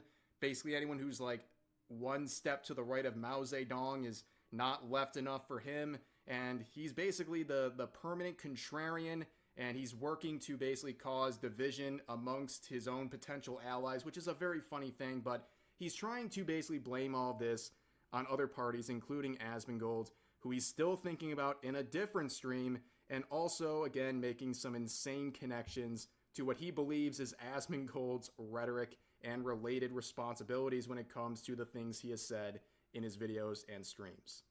When liberals are more predisposed with attacking their left flank for demonstrating true anti-fascist principles, then of course someone who presents themselves as a centrist like Asmongold is going to rise